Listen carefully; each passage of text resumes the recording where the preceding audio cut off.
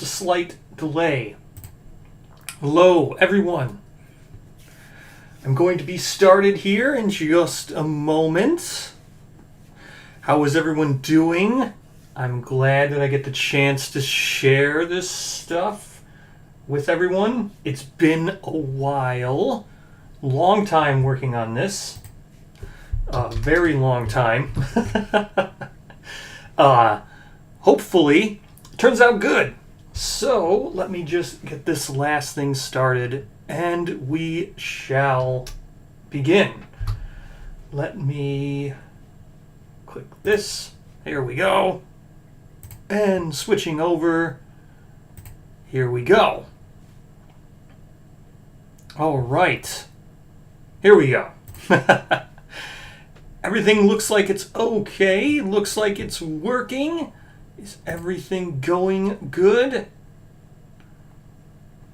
I think it's up, right? It looks like it changed. There it goes. So, we have everything set up here in Tabletop Simulator for White Lion.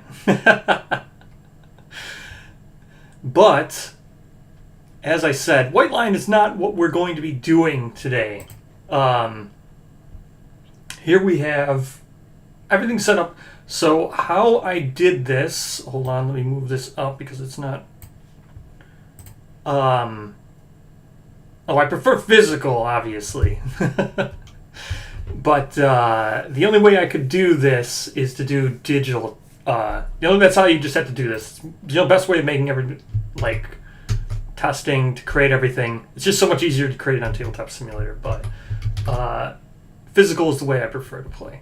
So, we have everything here for White Lion, all set up, ready to go. We have everything set up for Prologue.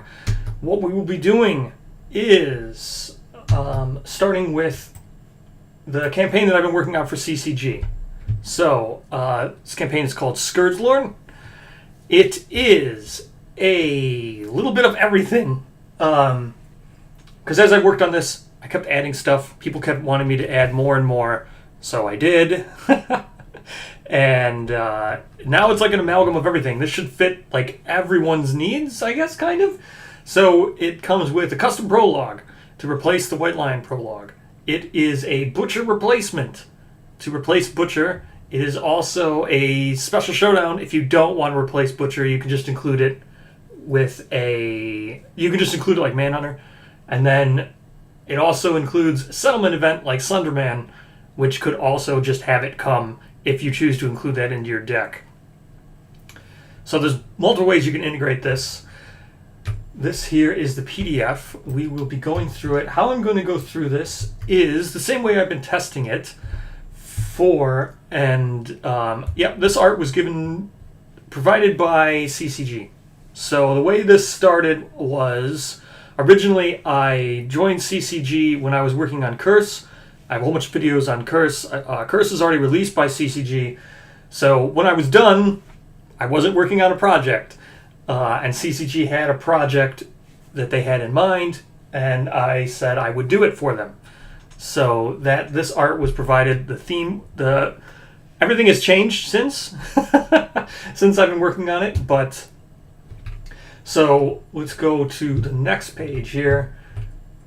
The only thing that's stopping this from being I want to get this to public. I've tested this a lot of time. I've been working on this for probably 8 months probably. The only thing this should be public on the CCG Patreon, should be public by this weekend. I'm hoping. The only thing that's preventing me from doing this, as you can see here, went from page, this is the cover art's done. There's no table of contents because I haven't put the book finalized.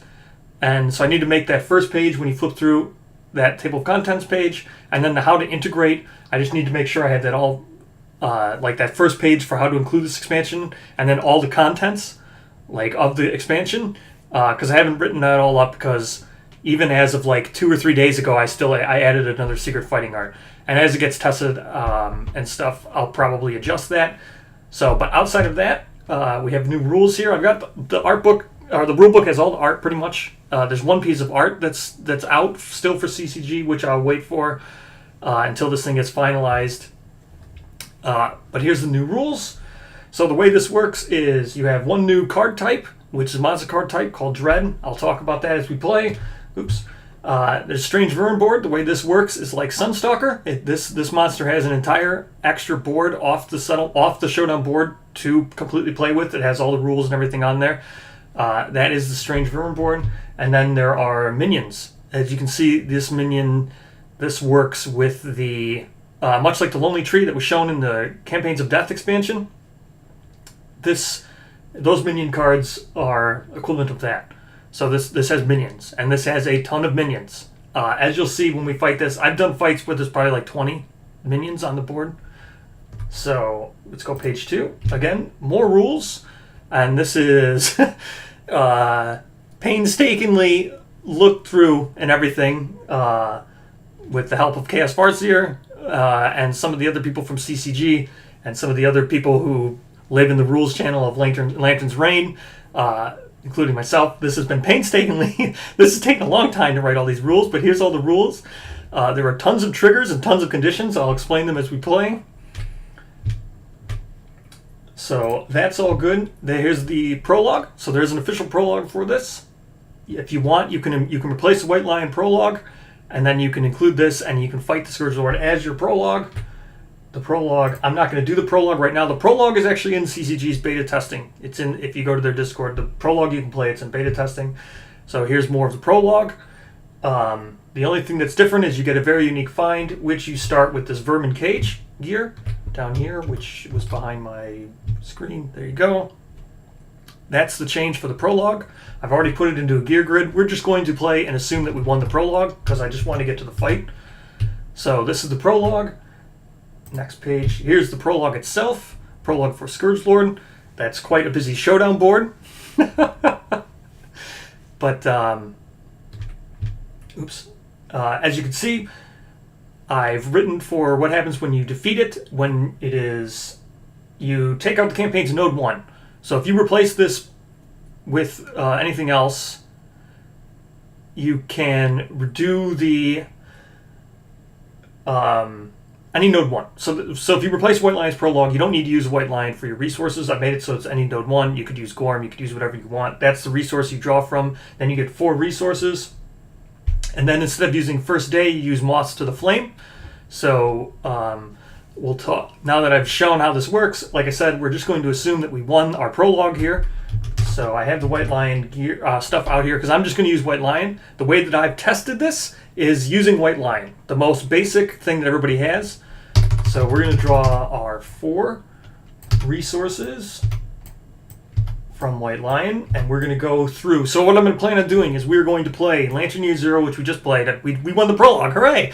And then we're going to play, and I'll show you how this works in the settlement, because there's tons of aspects this adds to the settlement. And then we shall fight him when we get to him. So there we go. We got our horde here. Now, like any good prologue, there is something that you can use on your Founding Stone. So with the White Lion as the prologue, you want to throw it and you want to hit Strange Hands, so you get a survivor with +1 strength right away. That's like your reward. That's like doing the prologue. Ooh, I get this guaranteed for sure. I'll get that with my Founding Stone.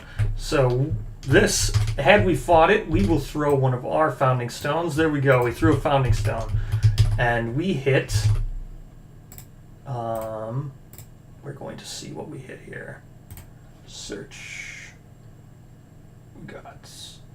Hey, here we go. The prologue has this monster. You fight this monster as the prologue. King Arthro here. Hey, King Arthro's not a monster. How can you have a hit location for King Arthro?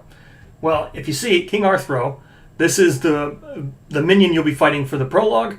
It has Initiative 7, which is a new term. I've explained that all in the rules. All these minions have initiative. It works just like D&D, initiative order. Then life, it has monster level life, 4 movement, and then monster level +7 for toughness. It has a special rule, Paragon of Paladin Excellence. All these are references for Final Fantasy XI if you know who King Arthro is. Here's King Arthro in all of his glory right here. See, he's a 2x2.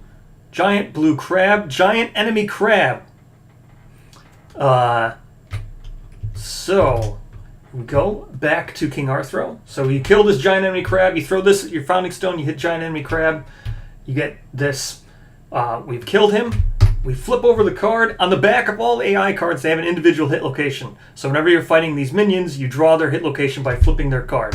See, flip their AI card. Here they have their own unique, special hit location. So this one, if you see, if King Arthur has any Sentinel tokens, which is another rule I'll explain, cancel one hit. They're basically just deflect tokens for monsters.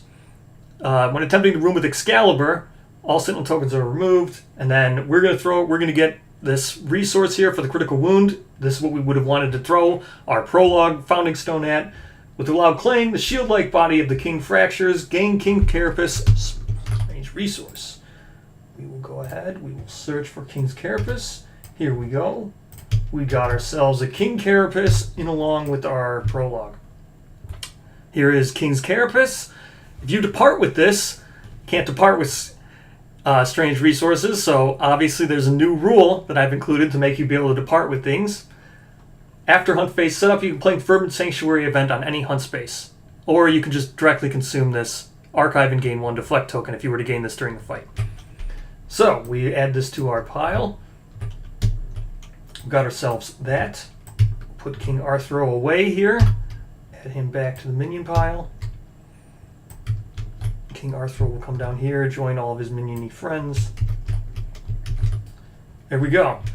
So, that's how it works for the prologue. We got ourselves a thing. We'll now use Moths to the Flame, which is the first day replacement. Not this one. Come on, Moths to the Flame. Moths to the Flame, our first day replacement. And we will now start our settlement. So, here we go. Moths to the Flame. Again, this is the first day replacement. What was it? Missed that table. Oh, yeah. All right. So each survivor's wanderer is following a path of seemingly lost vermin. Again, so the theme of this, I'll talk about after this. So as you can see, Moss of the Flame, the artwork, she's carrying the carapace of that huge crab, the blue crab spider. Each survivor carries the share of their hard-fought rewards. One unlucky survivor is tasked with carrying the carcass of the giant enemy crab. Single file, they march behind the vermin, hoping against hope it will lead them to leading to sustenance and a place to rest. Against all odds, the vermin leads them to a storage supply of a struggling settlement. Here they find the serene comfort of a small collective of people. On a instinctual level, they know this area is safe and they make it their home. Roll 1d10 to determine your starting population. Let's go ahead. Let's roll 1d10. Got our starting population. Green here, you're rolling. Green got a 9, so we actually get the good thing here. So on a 9, 10 unnamed survivors plus returning survivors. So we're going to start with 14. The stoic survivor carrying the crab dumps it in storage. On the way out, they scoop up the vermin, gain 1 random vermin resource. It's also great. Let's go ahead and get ourselves a random vermin resource. Oh, we got ourselves a crab spider, which is great. So, and then proceed to the first story event on the timeline of your chosen campaign. So the way this works is I made sure you could do it in anything. I didn't mention the Lantern Horde, so you could use this with people of the stars, people of the sun, people of the Dreamer or Dreamkeeper. I made sure not to mention the Lantern Horde just in case there are Lantern Hordes in any future campaigns. So now is when you choose the campaign of your choice. And then the Moss of the Flame Sentinel event will no longer be used again in this campaign. Remove it from your settlement event deck and add Skittering Menace to Lantern Year 2 on the settlement timeline. So, here we go. We're now done with this. This is removed. We don't need this anymore. We have a nice find here. So, on the timeline, we have Unnamed Settlement, which is going to be Test. Good job. We've tested with it. Lantern Year 2, we're going to add to Lantern Year 2. Oops. Come on.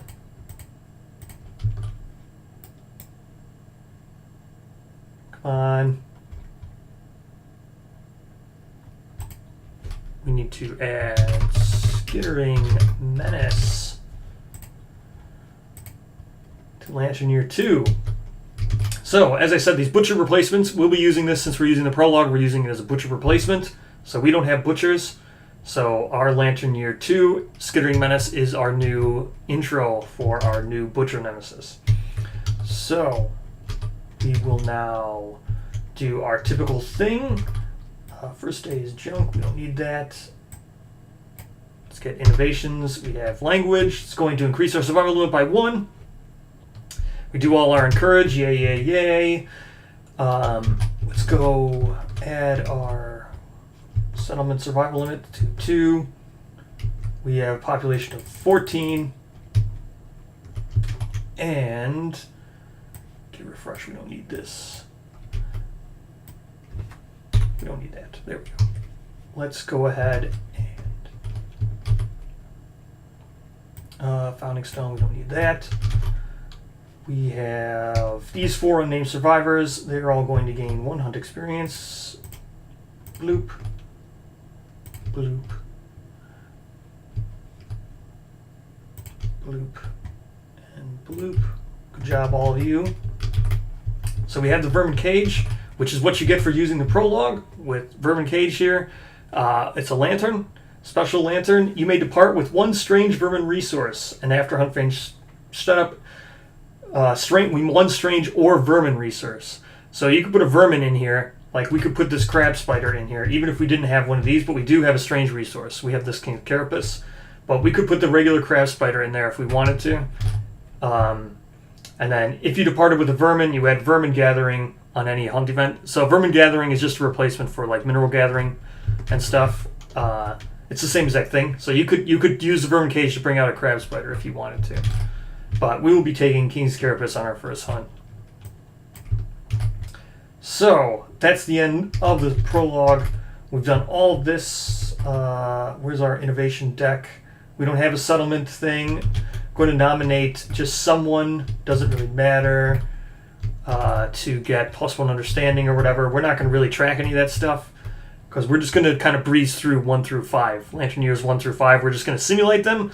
I'll show you how I've been simulating when I've been testing. So we just want where's our innovation deck? Innovation deck, here we are. It's already made for us. We don't really need to worry about that. What are we going to make? We're probably going to love juice probably right away to get to 15 so we can get our society principle. That would be nice. Crab spider is also a hide. So let's look at what we're going to make here. So we're going to get our 4 endeavors. We're going to spend 3 of them right away, and we're just going to, so we get Lantern Horde. Hooray, we got our Lantern Horde now. We're just going to spend 3 endeavors right away. I don't know if we're going to make Bonesmith. Yeah, we're going to make Bonesmith. Bonesmith, Skinnery, Organ Grinder. We're just going to make all of these. Leaves us with 1 endeavor. Probably, that's Love Juice, I guess. During the settlement phase, we archive this to Intimacy. I guess we just do that. So let's get rid of the Lantern Juice. Put these resources back. Let's get rid of Love Juice. Let's go down to Intimacy here. Triggered events. Intimacy. Let's go ahead and roll on Intimacy. 8. Good enough.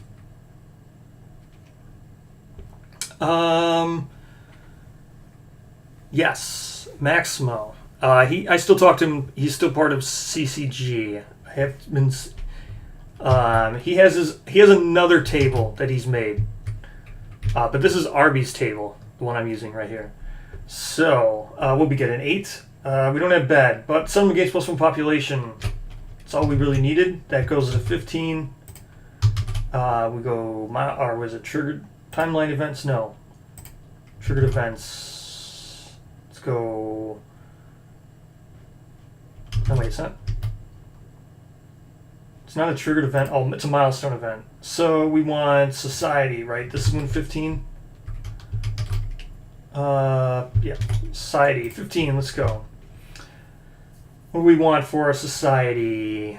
This table is quite different. Yeah, this is a older table. I actually used this table A long time ago, when like during the 1.6 or 1.5 Kickstarter is when I got this table. This is Arby's table. It's an older table, but it's really easy to do homebrew stuff in it.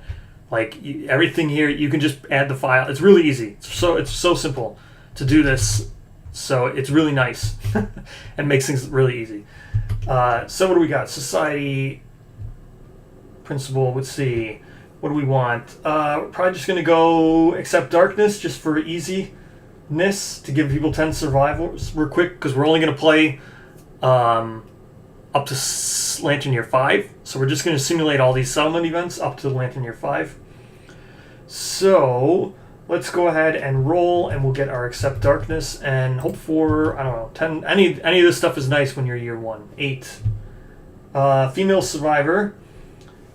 Settlement's leader gain the quixotic disorder. Okay, they gain, in addition, gain leader and orator of death. Sure. Let's go with, what do we got here? This is going to be a female. Good job, Red. You are also going to be a female. You are going to be a male, and you will be a male. Red here. You're going to gain leader, or you're going to gain quixotic, which is a disorder. Search quixotic. There we go. Put you back. And what was the other one? Leader. Leader. There we go. Not too bad. This is actually a really good settlement. For year 1, this is really good. So there you go, Red. You got that. What else we got? Someone's going to be voice of reason. I'm not going to track whoever that is. They get +1 survival. Or no, +1 survival, +1 understanding. We're just going to blow through these. So, next. Let's go ahead and start making stuff. So, this is, I think this and this are what we'll be saving. This organ. We're just going to spend these 3 hide. Hold on. Did it refresh the crab spider? It does. So we're going to spend these 3 hide. Bloop. We're going to make ourselves rawhide. Where we go? Skin right here. Search. We want rawhide headband, rawhide vest, and rawhide gloves.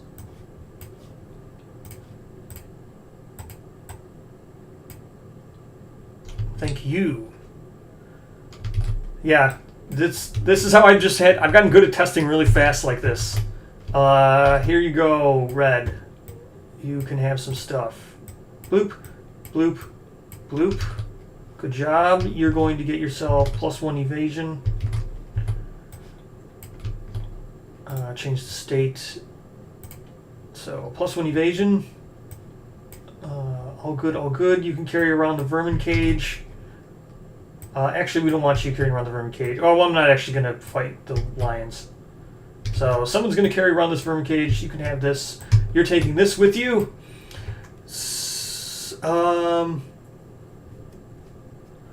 Yeah, it's almost done. This is taking a while. I know I've been talking about it in videos for a while, but it's really close. Like I said, I want to get into public beta this weekend. That's the goal. When it will be finished is waiting on artwork and how soon I can finish the rules, like getting the rules finalized. But it's in playable state. Everything is done now. There's a lot to it. I mean, look at all this stuff that it adds. There's just too much stuff here. Disorders, all kinds of different cards. I'll get into all these things. So we're taking King's Carapace with us via Vermin Cage. Why do we want to take King's Carapace with us? I'll show you why we want to depart with this stuff. It's because we want to go with this Vermin Sanctuary. So we're all ready to hunt. This stuff we're just going to save till we get to Caterium, which we will right away here. We're going to go ahead and get ourselves Caterium as soon as we go Beetle Light Lion, which we're just going to say we do. So we want Vermin Sanctuary, which I don't have here. I do have that card, it's just not here. I did make one, but I don't have it here loaded in. I forgot to load it in. So there's a hunt event that looks exactly like these special hunt events that lets you go to the Vermin Sanctuary. And then when you go to Vermin Sanctuary, which we'll do now since we're going to go hunting, whatever our last endeavor was, I don't really care. I'll innovate next year. Whatever. I'll make a weapon. Which weapon can I make? I don't even think I can make bone darts. Can I make bone darts? Bone darts, right? Bonesmith. Bone darts is 1 bone. We'll make bone darts just because. I forget which one of these is less rare. Where's Caterium? Weapon crafter. Where's Caterium? I just want to see, what do I need for the bow? For bow, I need sinew and just a bone. Okay. For the spear, I need great cat. So I need both of these. So we're just going to use a lion claw. I think that's the one there's more of. So I assume there's a location for when you successfully fight level 1. Yes, there will be. I'll show all that. It's actually a nemesis, so it replaces Butcher, so you don't actually get like rewarded for killing it. Well, you do. It took a long time to write all this because there's so many new rules. This doesn't act like anything else in KDM, so it's really weird. It's a nemesis that it has an ongoing effect. So we'll get into it. It doesn't appear till Lantern Year 2. So with Scourge Lord, it's this intro event here, the Skittering Menace. So I just need to simulate us till Skittering Menace, which will be after we return from this faux hunt we're doing right now. So right now, we just departed. What did I build? Darts. Yeah. Bone darts. Search. Bone darts. Bone darts. Boop. I don't know. We're using CE bone darts, I guess. Whatever. I don't care. Here you go, yellow. You got yourself some bone darts. State 1. I don't want CE bone darts. There we go. We're regular bone darts. Okay. Now, we're going to go on our hunt. Unfortunately, I'm not going to simulate all the cat hunt, so we're not going to be able to get ammonia or whatever, but we'll have to innovate it. But we'll just say we go on our hunt. Let's get to Vermin Sanctuary. So, here's the Vermin Sanctuary event. Vermin Sanctuary, the hunting party takes a short break to listen to the inviting sounds and admire the sanctuary's seductive beauty. So again, this is a special hunt event that you get for departing with Scourge Lord resources. The survivors notice that some resources direct them towards a small lake. At the center of this lake is a single tiny island, only large enough for a single tree. If any survivor has a bulbous gaster, beetle thorax, radioactive webbing, bioluminescent fly, sharp mandible, black claw, king's carapace, which we do have. We have king's carapace, nightmare leg, or silk sutures. They may proceed towards the shore, and then you proceed to the story event, Lady of the Lake. The survivors must roll 1d10. So, since we are here via the Vermin Cage. We will roll our 1d10. Green has been rolling really well, so let's see what happens. We rolled a 5. So, at a 5, the survivors attempt to catch some vermin. This proves to be incredibly difficult as they get swarmed by the highly coordinated attackers. Overwhelmed by the vermin, the survivors flee the sanctuary, gain 1 random vermin resource, and each survivor gains +2 insanity. So, +2 insanity. Bloop, bloop. Bloop. Bloop. Bloop. And because we have our King's Carapace, which is one of the ones here on the list, so we have King's Carapace, we will proceed to Lady of the Lake. So here's the artwork currently for Lady of the Lake. Lady of the Lake. I only have the King's Carapace here right now. So, Lady of the Lake, mesmerized and entranced by the figure. Survivor stops at the water's edge and tosses the resource into the lake. So, we have King's Carapace, which is what we got from the prologue. So, King's Carapace, Part 1. Slowly, the glowing figure disappears under the water as the luminous resource vanishes in the murky water. Survivors the survivor watches as a raised arm breaches the surface of the water. Now holding the shield, the figure reappears standing waist deep in the lake. Gracefully laying the shield on the water, she gently pushes it towards the survivor.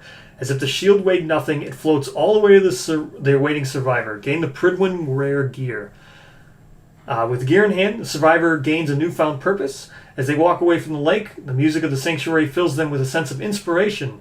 They feel compelled to return to the lake and visit the lady once again. They dream to complete this quest they now feel in their heart. Gain the King's Quest ability. So, we have the King's Quest ability. When you have the Intervene Secret Fighting Art, after Hunt Phase setup, you may add Vermin Sanctuary to the hunt board. Then you could continue to King's Carapace Part 2. So, until we get to the Intervene Secret Fighting Art, we can't do anything. So, let's go ahead and let's gain Pridwin. Here is Pridwin, which we now gain. Pridwin is a weapon, melee, shield, bone, and hide. So, it has block 1. It's sealed. Again, the rules for the sealed are from the new beta gear content. So, sealed, gain the Intervene Secret Fighting Art. So, in order to unlock this, we need to set this weapon as our... we would need to set the weapon as our weapon proficiency, get to specialization, and then you'll unlock the sealed, which will give you the Intervene Secret Fighting Art. What do you need Intervene Secret Fighting Art for? Again, you would need this for the... to return, once you get it, you can return to do part 2 of King's Carapace. You can continue your quest.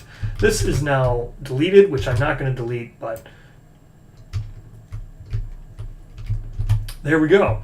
So now here we are with Pridwin, our new shield. Very nice. So this is the reward you could get if you were to throw Founding Stone during the prologue, and you do all this and you go to the Vermin Sanctuary. So now we have Pridwin. Great, nice shield. We will set that as soon as we can. Hey, we fight a white lion. So the way I've been simulating this is everybody rolls 1. If they roll in that 1, they're dead. If not, we survive. No one dies. No one rolled any 1s. No one died while we're fighting this lion. Pretty easy lion. Fortunately, we're not going to gain any strange resources or any extra crits. These people rolled 9 or a 10. Then I draw a hit location and gain whatever crit that was. But that's not the case. So, let's go ahead and get our 4 resources here. We're looking for the cat eye. Oh, we got it. Eye of cat. Nice. And let's get...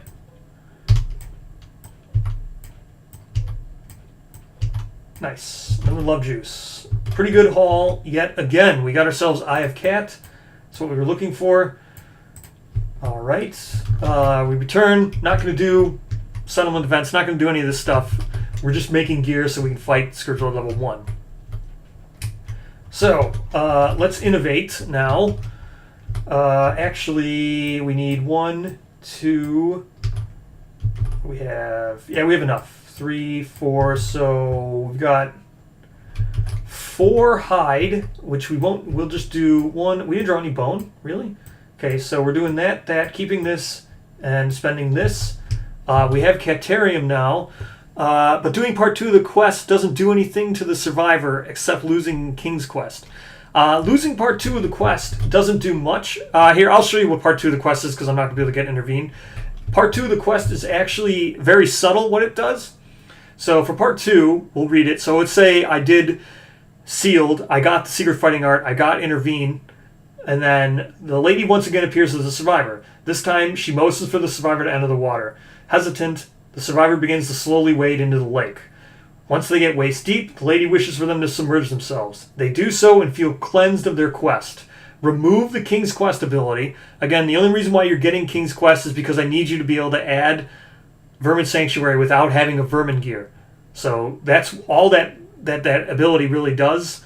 If your weapon proficiency was Pridwin, which you would need to set it, you would need to set Pridwin as your weapon proficiency to unlock Sealed. And then once you get Intervene, you just basically got 3 levels of weapon proficiency in Pridwin, which doesn't do anything. So what the King's Quest ability, part 2, actually does is, if your weapon proficiency was Pridwin, which it would have been because you want Intervene, change it to Shield. So, and retain the same rank. So this just makes you level 3 in Shield. It's almost like you didn't even do anything with that. You just become a Shield. Or if you couldn't depart right away and say you had a nemesis, right, because you weren't replacing Butcher, then you technically, if you did this during the prologue, you wouldn't be able to go on a hunt year 4 after you got your 3rd level into Pridwin and got your Intervene. You wouldn't be able to go into hunt if you weren't replacing Butcher, so you'd have to fight Butcher. You could theoretically gain a 4th proficiency in Pridwin. That's why you keep the same rank. So I could have just said you become a shield specialist, but I'd rather you get rewarded completely. So if you had 4 ranks with Pridwin, you'd get 4 ranks of shield, and then the survivor leaves the lake. So it doesn't seem like it does anything, but it does, because you'd be setting this as your proficiency. You'd be losing all that time. Oh, pre-orders are up? Really? Nice. Good job. So pre-orders are up. Is the update up? I doubt the update's up. So, that's what part 2 does. It's very subtle. It just makes it so you didn't waste all your time right away in the beginning of the game not investing in shield. Yeah, it doesn't really do much, but it is there. So, let's see. If the update's up, that'd be great. Let me go check, see if the update's up. Boop. I'm getting pinged all over the place. No, not that. Shop ping. No Poots and Ting ping. So, I guess I should post this real quick in... just quickly doing this, my Discord real quick.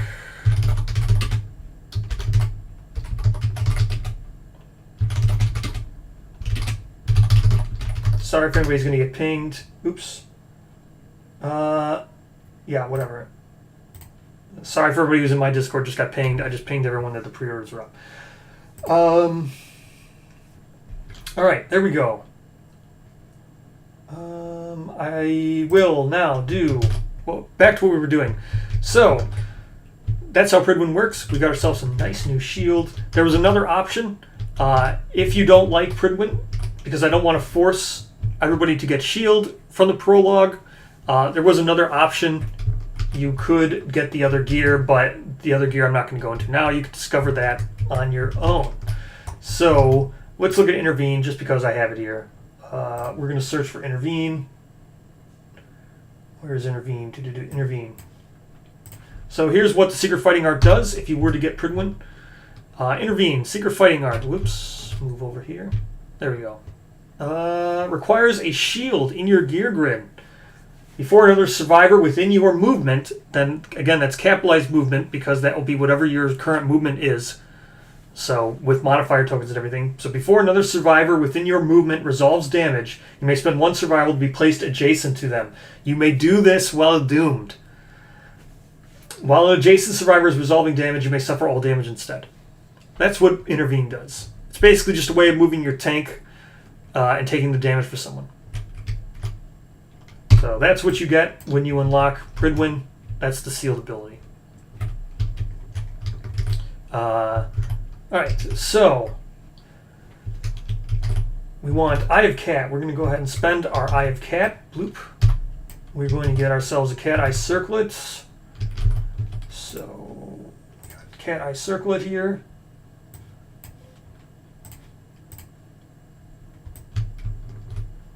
Whatever, we're just going to stockpile gear on one person or whatever. This is Organ, Bone, Hide. This is our... Oops. Hold on, I gotta rewind. I forgot, I can't delete the White Lion stuff. White Lion stuff cannot be deleted because... But I can delete the basic resources. So we're using Lion Testes. These can be deleted. Bloop. So... that we're going to innovate with. So let's go ahead and innovate. Let's hope for Symposium. Doop. Awful. We're not going to get Hovel. I guess we're going to get Paint. Paint's consequences is fine.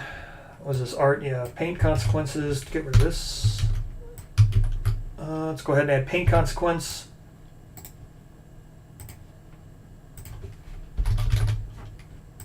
Pictographs. Sculpture. Face painting. Let's see.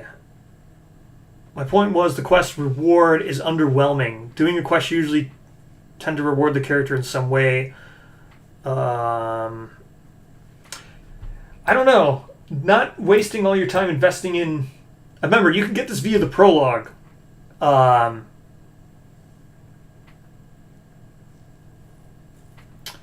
It's pretty powerful prologue. You get a secret fighting art. Intervene's pretty strong. You get a shield, which is pretty rare to get in the beginning of the game. And then you get... whatchamacallit. Yeah, so you get secret fighting art, which lets you move around for survival, which is pretty incredibly powerful. Then you get the... this just becomes shield. Like, so you don't waste any time with it. Basically, the seal is pretty good. Like, you're not wasting any time. You have to do it, but you're not wasting a ton of time on it. Because you're just going to gain back an equivalent amount, whatever you put into Pridwin, you'll gain it back in shield, which is pretty good. Shield specialization is really good, plus you're getting a shield for free. So your reward is basically +1 to all armor points, which is pretty good. Plus, you now have a shield specialization person who, because otherwise doing this, in the beginning of the game, you probably wouldn't want to invest in shield, right? You wouldn't want to make your weapon proficiency Pridwin, because intervene is probably not as great as having a shield and getting shield mastery as soon as possible. Shield mastery itself is much better, but because the reward for doing the quest is replacing back, I don't know, it's pretty good. It's pretty good. Not losing that time investment is pretty good. Okay, what else do we have? Let's see. Now we want to make... oh yeah, cat eye circlet. Just going to go down here. There you go, cat eye circlet. Let's see. What I want... I have sinew and bone. So sinew, bone...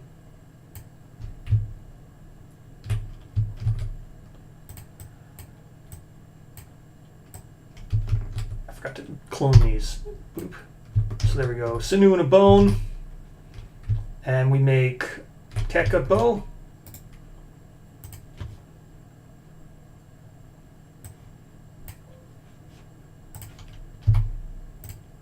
And what was the other one I wanted? I can't make king spear. So we need a lion claw and a great cat bone. We will definitely want those. So Curious Hand and White Fur. We're just going to go ahead and spend the 2 of these. As 2 more hide.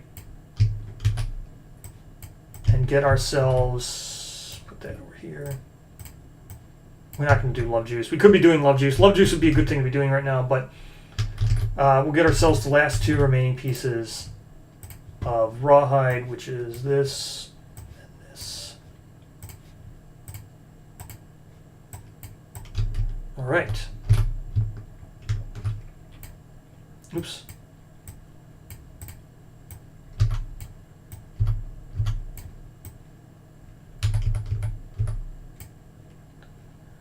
Alright. Cloth gone. Full rawhide set. Very nice. Now, let's look at Lanternier 2. Oh, is it not on backer kit? Alright. I'll check in a second. It might be just for Kickstarter backers. I'll have to look. But first, let's go back into this. Sorry, yeah, might have a little bit inaccurate information because I am currently streaming. I just kind of went on what Lantern's Reign was saying. I'll look again in a second. So, let's go with Endless Screams, which, man, come on.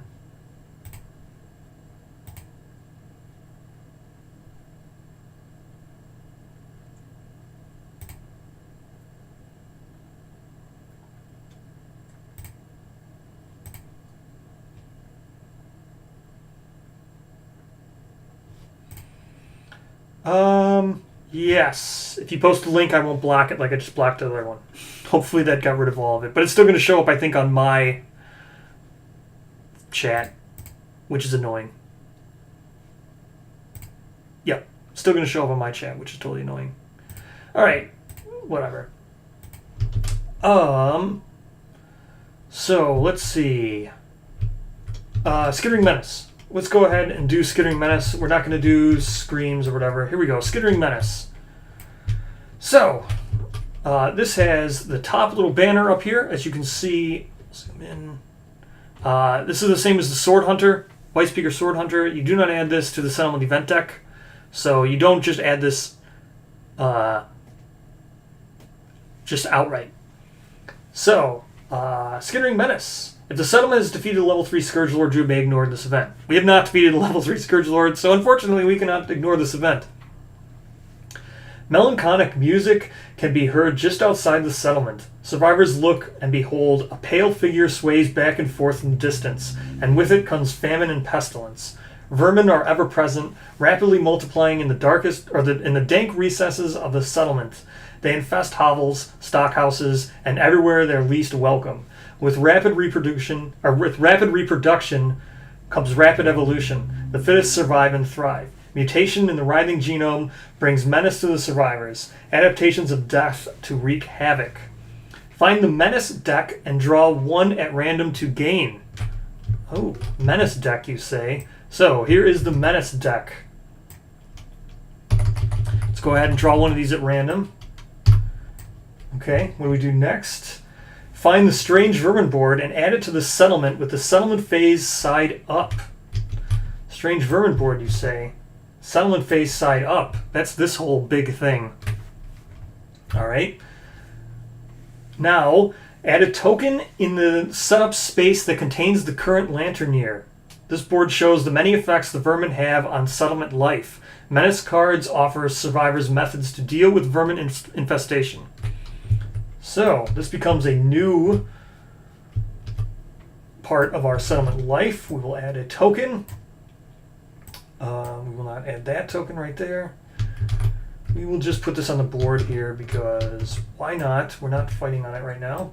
So we have a token here on 1. So, Strange Vermin board. Strange Vermin board will remain part of the settlement until you are told to remove it.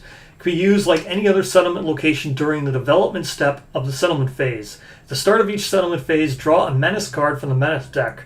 During settlement phase setup, place a token on the space that reflects the current Lanternier. So we're Lanternier 2. As you can see, the settlement here, there's Lanternier 1+, 11+, 21+.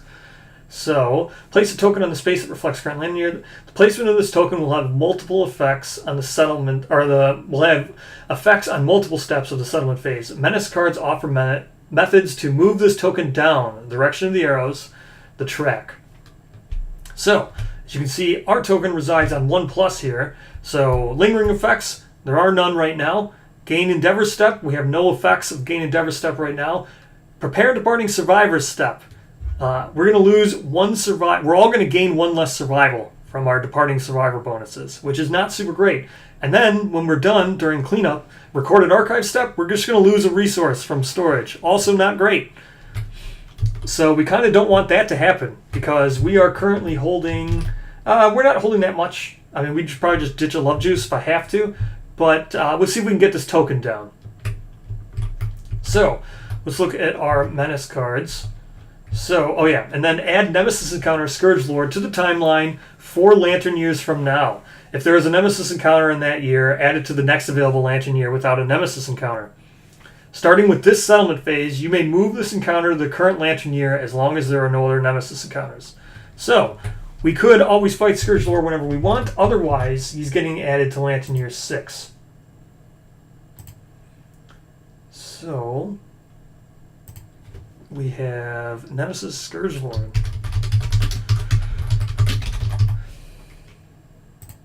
Alright, so there we go. We have Nemesis Scourgelord Lantern Year 6. Alright, and this is just done for now. So, let's look at our Menaces cards. Keep these up here. Keep these here. Alright, so, Menacing Gifts. Vermin swarms bring carrying gifts. For one endeavor, we can inspect the gifts. You must depart to scavenge the outskirts in a roll 1d10. So, if we want to try to lower this token, we're going to need to roll. We're going to need to depart with whoever we nominate. So, and then we're going to have to roll. So, what should we do? Right now, we'll lose one less survival and we'll lose a resource, which is not too terrible. Like I said, I'll probably just lose golden whiskers or something. Maybe the love juice. Well, not the love juice.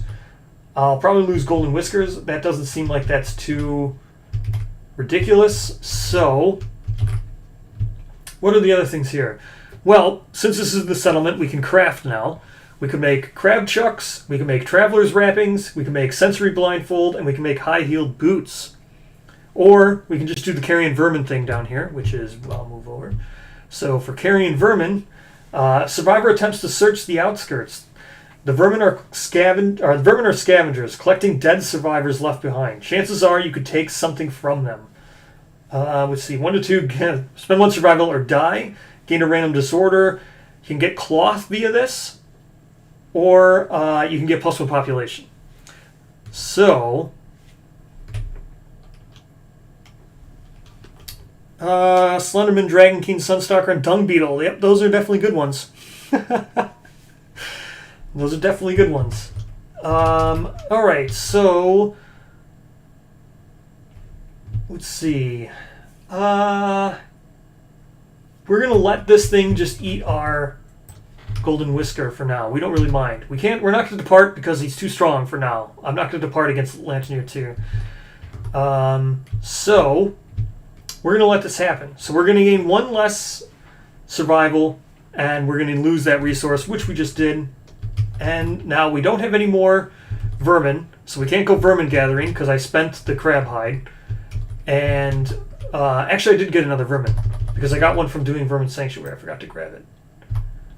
Lonely Ant. So we could do this, take this on the hunt, and then go vermin gathering, but I'm going to leave this here in the settlement just in case I have to suffer this again, because I'm going to have to do it every single year. I could, if I want something to lose. So, alright, let's go. Let's roll. If anybody rolls a 1, they're dead. We roll any 10s or 9s. Oh, we got 1 9. So we're going to shuffle this, and we're going to gain whatever's here. -1 movement, so we don't gain any extra stuff.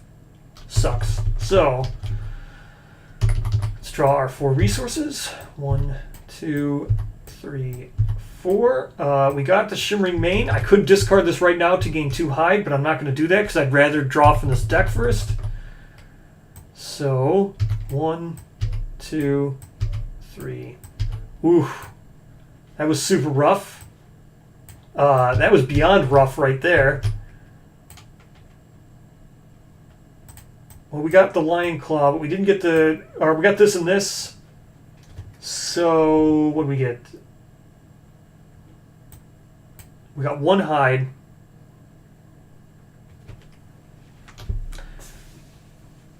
Oh, they must have done it wrong. I don't know.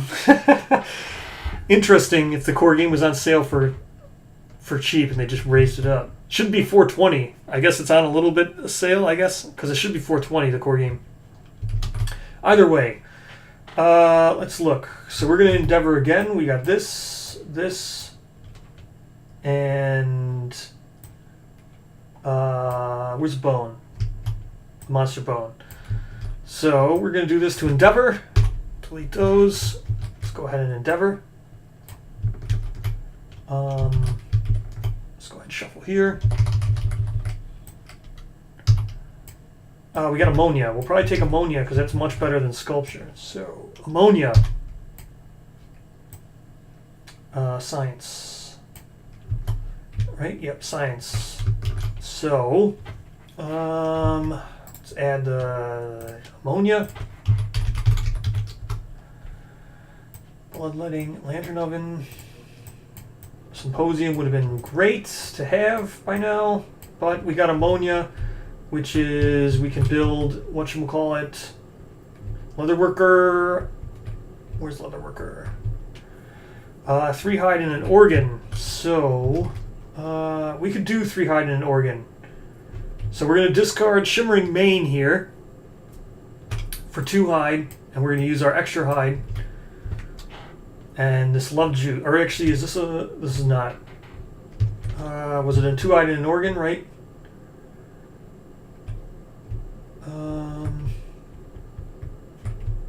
Leather worker is 3-hide and an organ. Yeah, so we're just going to spend love juice. So love juice gone, monster hide gone. Spending this, and we'll make leather worker. There we go. All right, and then what do we have last here? King spear, lion claw, and a great cat bone. So we're gonna go ahead and do that and that. Get ourselves king spear. Where's king spear?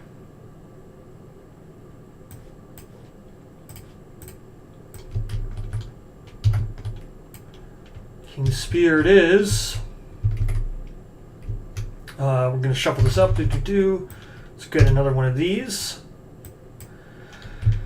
So this year we'll probably want to do something about this. Or I guess we could just let him take some broken lanterns. I kind of want to keep the broken lanterns. Want to keep this hide for sure. So next year we'll probably, because we can make leather bone, we'll have scrap. We can start making leather. We'll try to do that. So let's go ahead and spend one of our endeavors on this one.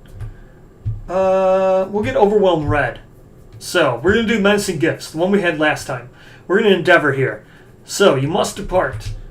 So we're just going to have green do this. Must depart. Oh, actually we gained more hunt experience. So bloop. Bloop. Bloop and bloop. So we'll age up these people when we get time or whatever. Here we go. So, with respect to gifts, you must depart. Scavenge the outskirts, roll 1d10. We'll have green do it. Rolling 1d10 with green. Oh, wow. Okay, so they got a 10, which is amazing. So, what happens when you get a 10 on one of these, or even an 8+? The gifts are macabre. Gain the Overwhelmed Red Secret Fighting Art, and move the token on the Strange Verborn down 1 space. If this is your first roll, gain Hot-Handed. So, we're going to gain ourselves a condition. We're moving this down, so now we have nothing.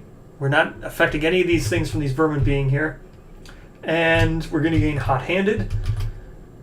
So, let's go ahead and search the conditions. So, conditions are one-time things that you depart with. They're like departing bonuses. So, in this case, this is Hot-Handed, which says Secret Fighting Art, which it shouldn't. It should say condition. That's a mistake. So, these other ones say condition on them. Yeah. Alright, so here's Hot-Handed. This should be say condition, not Secret Fighting Art. The first time you attempt to wound a location with a critical result, you deal 1 automatic critical wound. When you deal a critical wound, you remove this condition. So, green will be departing with this. Looks like we're going to get another shot at critical wound. We reduced our stuff here. We're not getting stressed out from vermin being all over. We will... we're going to save that hide, and let's go fight another lion. So that's the end of Lantern Year 3. Bloop. Let's fight another lion. See if anybody dies. Now it will be a 3+ to die. Oh. So 2 people died. I know 3+. So this person's good. So green here is going to die, which is fine. They're going to score the crit because of Hot-Handed. So let's go ahead. Let's see what we would have gotten had we gotten a critical. Plus, what? Did I forget to shuffle? Because this is literally the same one I had last time. All right.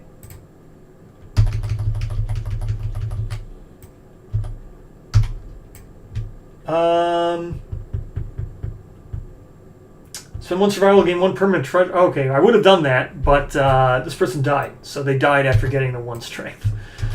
Alright, so this condition is discarded. And they are dead. Let's reset his hunt experience down and his brain down. Okay, so dead, we get whatever. Our first death. What do we have for first death? New life. Oh, I forgot to do new life and new thing. Let's see. We want triggered events. We want. Where is it? No, milestone. New life. I forgot to roll on this. So we're going to choose, obviously, survival of the fittest to get those rerolls. So +1 permanent strength, +1 insanity. All right, whatever. Let's just roll quick here because I forgot to do this. 7 on new life. Newborn survivor gains +2 courage, the tough fighting art, and a random disorder. Random disorder. Where's random disorder? Immortal, okay. Good for you, Blue. You're immortal and you have tough. Where's tough?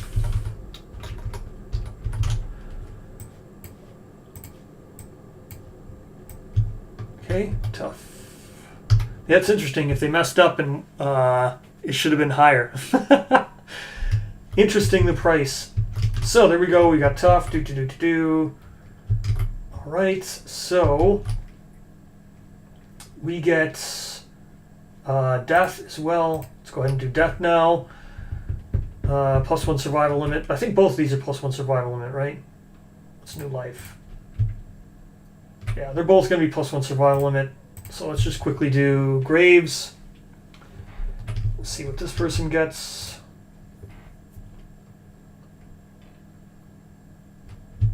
A 2. All departing stars gain +1 survival, 1 understanding. Whatever, that's fine. Could have got the luck, but fine. All right, let's get our survival limit up to 4. We have a departing bonus of 1. All right. I think Graves actually adds another one. Where are those principles? Graves. 1 understanding. Life. Survival of the fittest. Survival limit 1. And brain charm rolls. Okay, there we go. So, let's go. La la la. So we defeat another lion. This will be the last lion we're fighting, then we're going to fight Scourge Lord. So, lion. Or maybe not. If I'm not going to get any hide, maybe we'll have to fight one more. Oh my gosh. Oh, I don't think I shuffled these. These are the same exact 4 I got last time.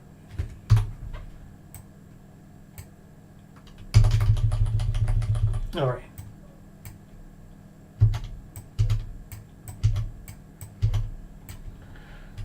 Okie dokie. Let's go ahead and do this all again.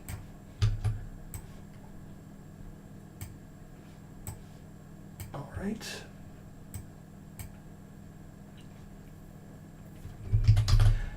It's okay. I probably would have lost once by the, like I said, I'm just simulating as fast as I can to get through this. I mean, I could have probably not lost someone. I could have lost more. Who knows? Like I said, I'm just simulating as fast as I can.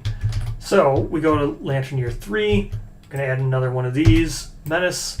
Another one. This gets back up to here. Let's see what we can do here. We're going to make ourselves... we have no bone. Are you serious? We not get any bone? Okay, kind of want to innovate again, but I got no bone. I didn't get a single bone. Are you kidding? All right. Well, we're going to do another rawhide then, I guess. 1, 2, 3 of these.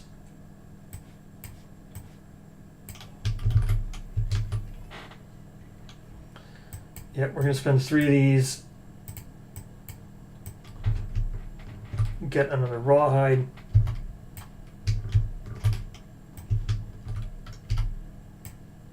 Oh, well. This just gets deleted. All right. Yeah, so we're just going to simulate past. I'm not going to do this whole thing. It's taking longer than I thought. I wanted to only do like this for an hour. Before this, I can see it's just been the hour right now. So we're just going to innovate real quick. See what I get. Inner Lantern or Pictographs. We're going to take Inner Lantern. It's Faith, right? Yeah, Faith. Inner Lantern gives us Surge.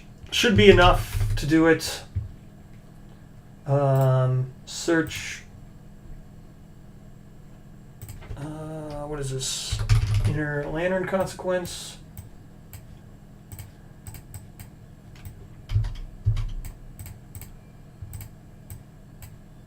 All right. And we'll just say we fought one more lion just to get ourselves a second thing, and we'll fight Scourge Lord. So we'll go in with 2.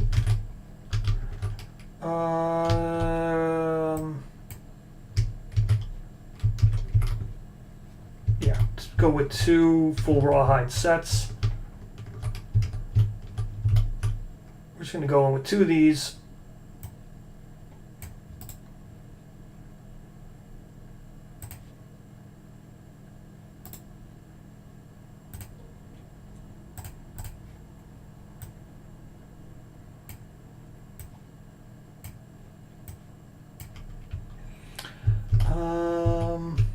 Let's see.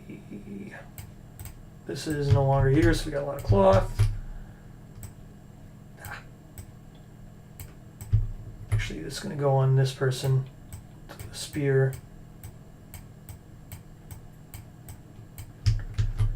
Flaming stone, cloth. All looks good.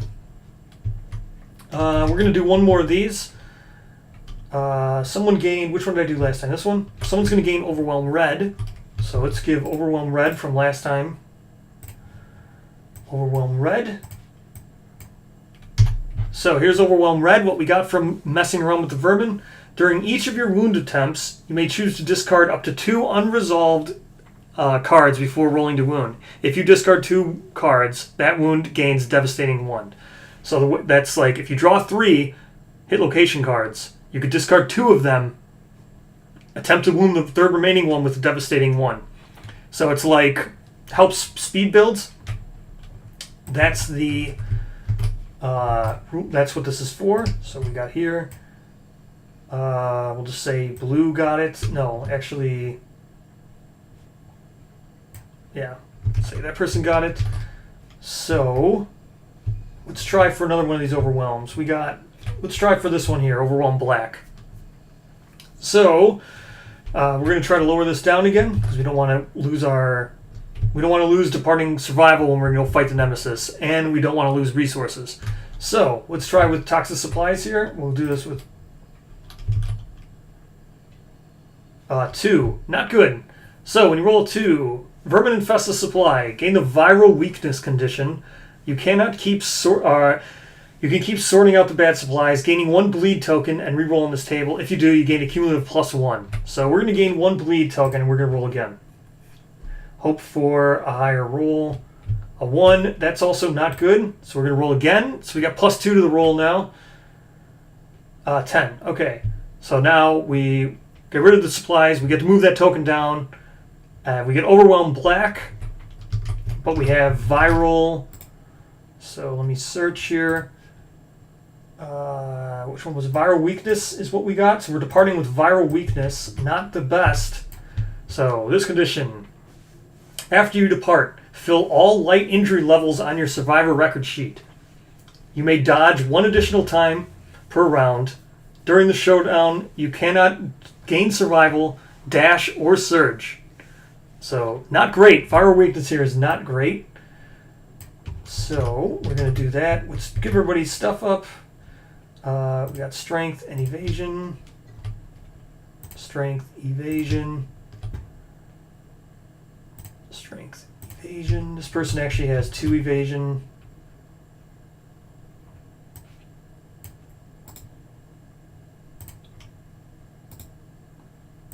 Okay, person has 2 Evasion.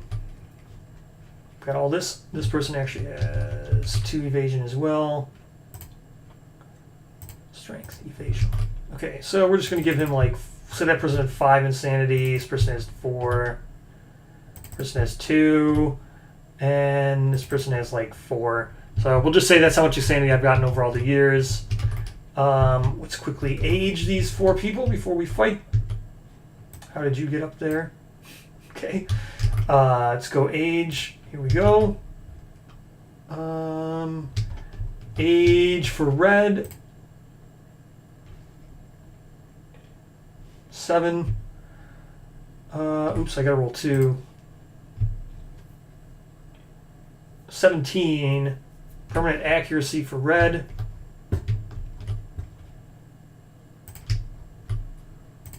Yellow. Let's age him up. Or her up, I mean.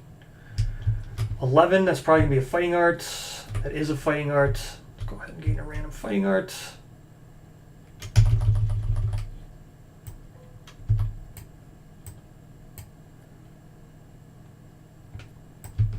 Last man standing. Good job. Oh, did the expansion sell out? That can't be. No, expansions can't sell out. 11, that's another fighting art. I know it is. Leader, great.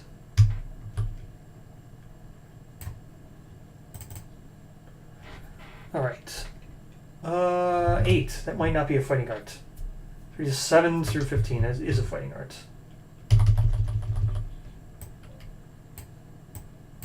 Leader again? Are you kidding? Whatever. Alright. Oh, that person also has Overwhelmed Black. So let's get them Overwhelmed Black.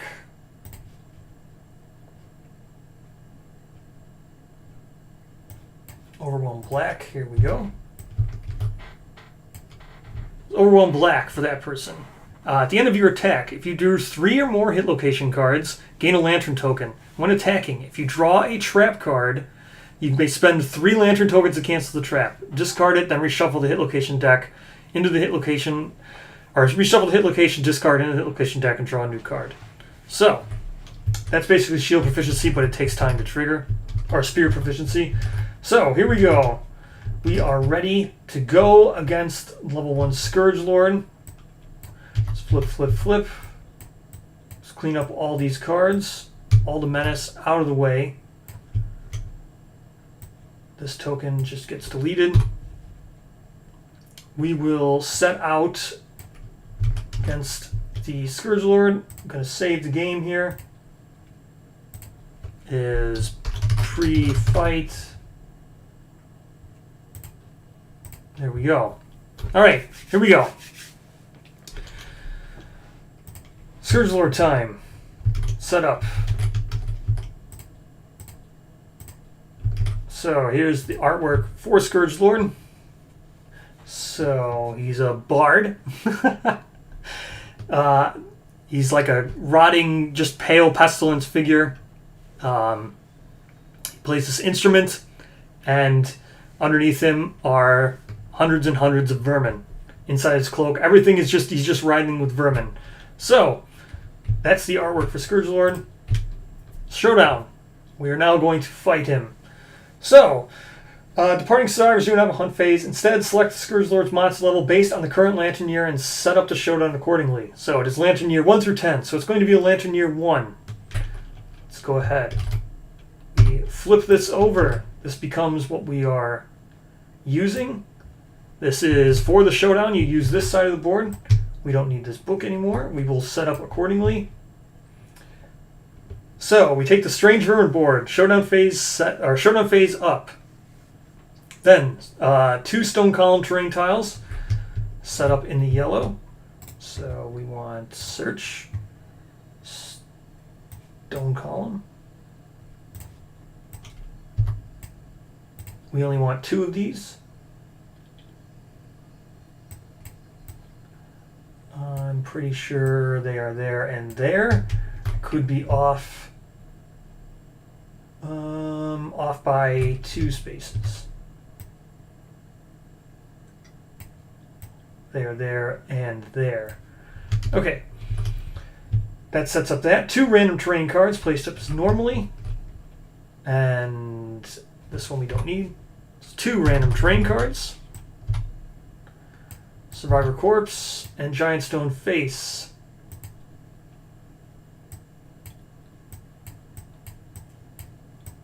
Let's get the Survivor Corpse. I'm not going to. The Survivor Corpse I'm not going to put down. We're not going to search it because it doesn't matter. Oops. This needs 5 spaces away from all board edges, so we just want it there. Pretty sure. Yep, that seems good enough to me. So, all good. We will use the Lion, which is fine. The Lion will be our Scourge Lord for now. We will set up the Scourge Lord. That's everything we have. Now we need level 1. We need Dance Macabre. Prologue deck, we don't need this, don't need this, don't need this, don't need this.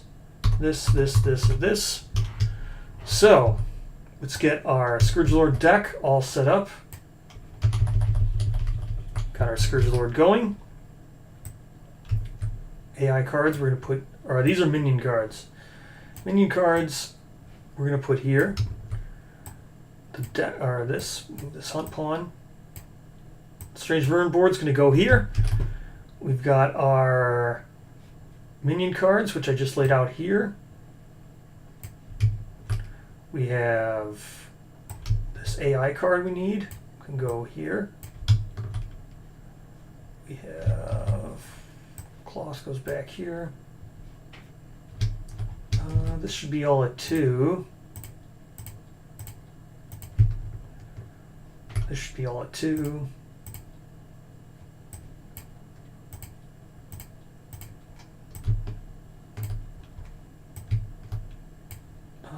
Survival, because we did that, we should be at 3, I think. What's our survival limit? 4? 4 survival.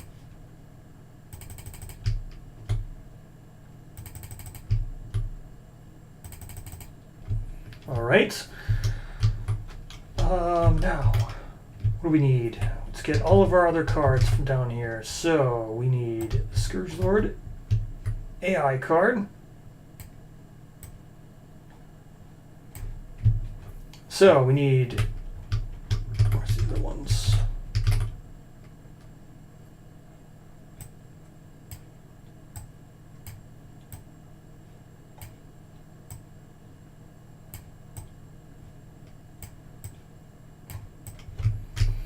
Alrighty, let's sort this out. So we need, oh yeah, the model. It's okay. I'll just use. I've been using the hand, but for whatever, it's fine right now. So let's go. Let's set him up. Here we go. Explanation time. Ready for the fighting.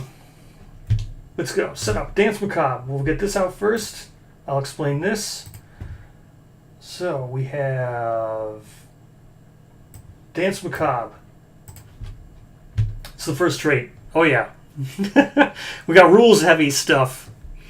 So, Dance Macabre trait. If the monster is not defeated via death blow, perform Dance Macabre. Thousands upon thousands of generations of vermin swarmed within the monster, ever evolving. Now these vermin struggle to remain inside the badly damaged facade. And then it has a list of all this stuff, and then you perform Dance Macabre. If you don't kill it via death blow, remove the monster from the showdown board and place King Arthro in its space. Then add monster level Vermin Sword to any open space adjacent to King Arthro. The showdown ends when all minions are killed. So basically, we need to make sure we kill the monster via death blow. Otherwise, we're going to have bad times. What else? What's our next trait? Focus Flurry. Let's get Focus Flurry. I can see it right here. We're going to draw 4 of these. So Focus Flurry is a survivor status. Everyone's going to gain the Focus Flurry when you get this. Oh, good evening from Germany. I don't remember how to. I can speak German, but not very well. What is it like? Guten Abend. Isn't that afternoon? Right?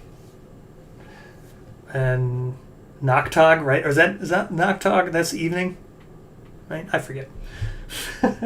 So Focus Flurry. When you gain this, your survivor's attack is modified. While attacking minion-type monsters, roll to hit as normal. Then resolve wound attempts one at a time, starting with your target. So what this means is with Focus Flurry, whoops, I just saw that was off. So with Focus Flurry, this is like a cleave mechanic in D&D. What you're going to be able to do is when you're adjacent to minions, you can target the minions, roll to hit as necessary, count up as many hits as you have, and then you make wound attempts one at a time against anything within your range. And then you resolve further wound attempts against other minions that are in range. Right? So say you roll 3 or 4, you get 3 or 4 hits, you start with your target, you roll to hit it. If you killed it, then you can spend another of those hits to attack another minion that's in range. So everybody's going to get this. It's going to modify everybody's attack. It gives it cleave. Gives pretty much everybody cleave if you play D&D. It just basically gives everybody multi-attack. So that's Focus Flurry. Next we have Lord's Court. Search. Lord's Court. So with Lord's Court, this is another trait. The indicated status is met when the named minion is, that's the knight symbol, means that it is, or it is not, the dash means it's not, on the showdown board. So for quick reference, the minions are listed in initiative order. So here's all the initiative, or these are all the minions you could possibly fight while fighting Scourgelord. You could spawn any one of these minions. They're based off of the King Arthur and his knights. As you can see here, you've got Tristan, Taliesin, Bors, Kay, Arthur, Galahad, Percival, Lamorak, Guinevere, Lancelot, Gawain, and Merlin. These all have different spawn conditions. They're all going to have thousands of different triggers. All kinds of different stuff can happen on these AI cards and hit location cards based on whether or not they are on the board or not on the board. So in this example, these triggers are them on the board because of the knight symbol. So if Tranquil Tristan is on the board, you do this. If Tainted Taliesin is on the board, you do the following. That's how that works. Then we have Writhing Choir, which I can see is this one right here. Writhing Choir. A shrill note, a broken string, and the cheering carpet below begins to swarm and sing. The seething vermin surrounding the monster are stirred into a frenzy by the music. So basically, what the Scourgelord is, he's a bard. He's actually we'll see when we fight. There's a lot of lore to him. I've hidden in all the location cards and everything. But this bard, this pale figure, this bard is being moved around by like a swarm of hundreds of vermin at its feet. They're just moving this thing around. That's how it's getting around very fast. So the seething vermin surrounding the monster are stirred into a frenzy by the music. At the end of each monster turn, and before performing minion actions, you spawn monster-level vermin swarm. Then resolve the action for any met condition. So now these triggers come into effect. So spawn means you find the indicated minion's token within the game box and place it within the seething vermin. Then, so if King Arthro, he's blue, and it's got the little note here where it says KA, that's King Arthro. So if King Arthro is on the showdown board, this will trigger. And then you'll place King Arthro adjacent to the monster. Then, for the next one, if King Arthro is not on the board, you spawn, which is a keyword, King Arthro. Spawn, find the indicated minion, that will make him appear. So, then you got this third one, which is for Kinetic K. If Kinetic K is not on the board, you will then spawn him at the end of the turn. But however, this is only done when the monster level is 2+. So we do not have to worry about this because we're fighting level 1 Scourgelord. Had the monster level been 2+, Kinetic K would be spawning at the end of every turn as well. Would you consider this expansion a nod to D&D and Arthurian lore? Yes, I would consider this expansion a nod to D&D and Arthurian lore. I have other D&D stuff in here. There's all kinds of D&D stuff. Let's see. There's all kinds of Arthurian lore in here too. Let's see. Here you go. Here's some D&D. Book of Dreadful Darkness, which is a play on the Book of Vile Darkness. The Book of Vile Darkness is the thing that Vecna wrote, but this is the Book of Dreadful Darkness. So that is how Writhing Choir works. So now we need to learn what the Seething Vermin is. So next, we look at the next thing here. We have Tiny Dancers. So we have search. Let's get Tiny Dancers out. Here's Tiny Dancers.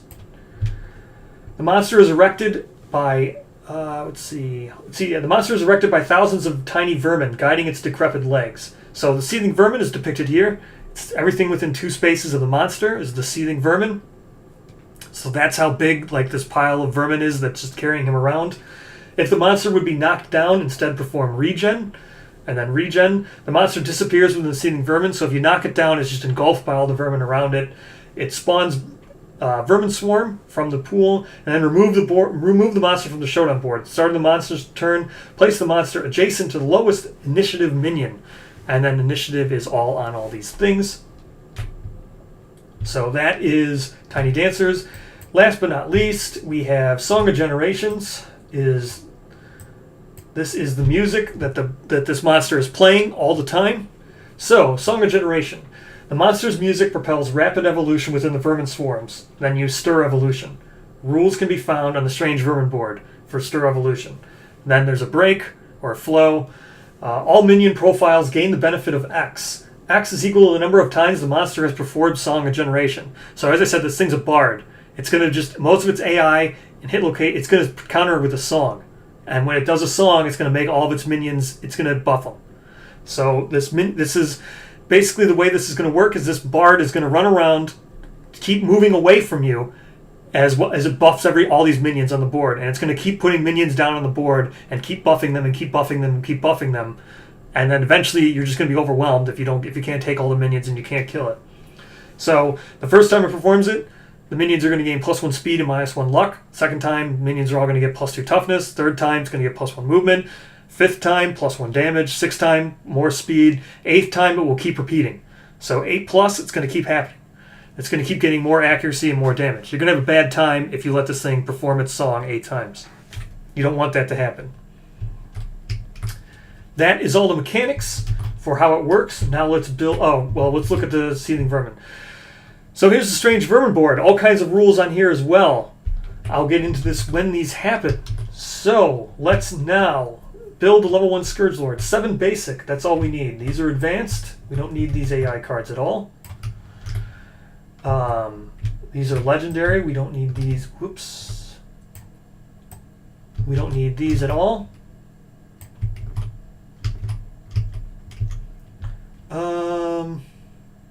Let's see. These are. We want 7 basic. Now you're probably wondering, 7 basic seems like a very small amount of life. 7 basic is almost like nothing. So, 1, 2, 3, 4, 5, 6, 7 basic. 7 basic is not very much. That's like 8 hits. How come it's so weak? Well, for one, it's a decrepit thing. It's like just a skin suit. All right, there we go. We've set up Scourge Lord. Now let's go back to how we set it up. So, place King Arthro and 2 Vermin Swarm minions in the green area. So, let's grab King Arthro and 2 Vermin Swarm minions. We've got all of our vermin minions here. Let's grab all of these, set them off to the side. We want King Arthro. King Arthro is here next to him. And we want 2 Vermin Swarm minions. Actually, I want these here. So, now, how do we... Actually, I want red to be the closest, because red's got Pridwin. And we want green to be closest. That'd be good. So, let's see what happens here with King Arthro. Because King Arthro's... Or let's get his card out. Where'd I put those minions? Let's see. So, we want King Arthro here. King Arthro. And Vermin Swarm. Those are the 2 that are on the board right now. Vermin Swarm, King Arthro. So, Vermin Swarm. These are 9 initiative, meaning they'll have the highest initiative, meaning they'll go first. They have 1 life, 4 movement, 7 toughness. And they have focused footwork, which is a rule that you can find over here. So, we have focused footwork. These boots are made for walking. Vermin Swarm minions have all characteristics of normal minions, but with the following addition. Survivors may move through spaces occupied by them, but may not end their movement in the same space. When a survivor passes over a space occupied by a Vermin Swarm, they must roll 1d10 for each minion passed over. On a result of 6+, remove the minion from the showdown board. Otherwise, the survivor suffers 1 damage to the leg location. So you can stomp on all the vermin you want. Whenever you move over them, you just need 6+ and you kill them. That's what these Vermin Swarm minions are. That's these right here. These are these minion tokens. That's this minion. Next, we have King Arthro. King Arthro's a minion. He's got 7 initiative, meaning he'll attack. He'll do his action after the Vermin Swarm. He's got monster level life. So in this case, he's got 1 life. He's got movement of 4, and then toughness of 8 in this case. He's got Paragon of Paladin Excellence. Let's check Paragon of Paladin Excellence. So, Paragon of Paladin Excellence. The monster is proudly protected by a stalwart knight who will intervene with any attacks made on the monster. While King Arthro is on the showdown board, place the King Arthro card on top of the AI stack. Okay? So this King Arthro card goes on top of the AI stack. Alright. The monster cannot be wounded while King Arthro is present. This card acts as a reminder, and the monster will draw AI as normal. So this is just a reminder that King Arthro's on the board, and you cannot wound him. Right? We can't wound this monster until we kill King Arthro. Until then, King Arthro's just going to keep jumping in front of all of our attacks. So we need to deal with this crab. Giant enemy crab needs to be dealt with. So that's the rules for King Arthro and the Vermin Swarm. So let's look at last thing. The survivors lured the monster here. They go first. So again, we drew it closer to the settlement, so we get to go first, as it is a nemesis encounter. What we need to do first now, we will try to kill the Scourge Lord. We have everything we have here seems like a good location. We could actually move this here. Yeah, we can move King Arthro here. That will make him a little bit closer. Let's go. Let's figure this out. So, remember, we cannot do anything to the Scourge Lord until we've killed King Arthro. King Arthro needs to be killed. We can't wound him until Arthro's off the board. These Vermin Swarms are going to keep coming back every single turn, so we're going to have to kill them as well. First off, let's look at... let's get... What can we do? Blue's our bow. So this bow's cumbersome. Yes, King Arthro is like the Final Fantasy XI NM. That is correct. It is a giant enemy crab. It is a tribute to the Final Fantasy XI H&M. H&M. At least he used to be. Back in like 2002, 2003, he was a big deal. Probably not anymore. He probably soloed him. Actually, I duoed him even in 2004, so he's not a big deal. H&M's. Alright, so giant enemy crab. There we go. Let's see. We want... there might be other Final Fantasy XI things that show up here as well. But for now, we can't... 1, 2, 3, 4... Actually, you know what? I should have put him here. 1, 2, 3, 4, 5, 6. Because now at least this person can attack with the bow, right? Because it's range 6. Yeah, we're going to attack with the bow here. Just so we can get rid of this 1 minion. So, speed 2. Let's attack this 1 minion here. This guy. What's the bow's accuracy? 6+, 7+. 7+, we got 1 hit, which is all that's needed. So now, like I said, Vermin Swarm. How do you attack minions? Flip them over. They've got their own hit location. So we were attacking this minion. Now we rolled a wound. What was its wound? 7. On a 7+, we wound this. Or, well, not a 7+. 3, we have +1 strength as well. So we have 4 strength. We just need a 3 to kill the Vermin Swarm. A 3. That's a 7, so we kill it. We don't do the failure. We do the death blow. The attacker may immediately move 1 space. This movement does not end the attack. So, let's move immediately 1 space forward. Even though we had a cumbersome bow, we got ourselves rid of 1 Vermin Swarm. Very nice. Next, so we've gone with blue.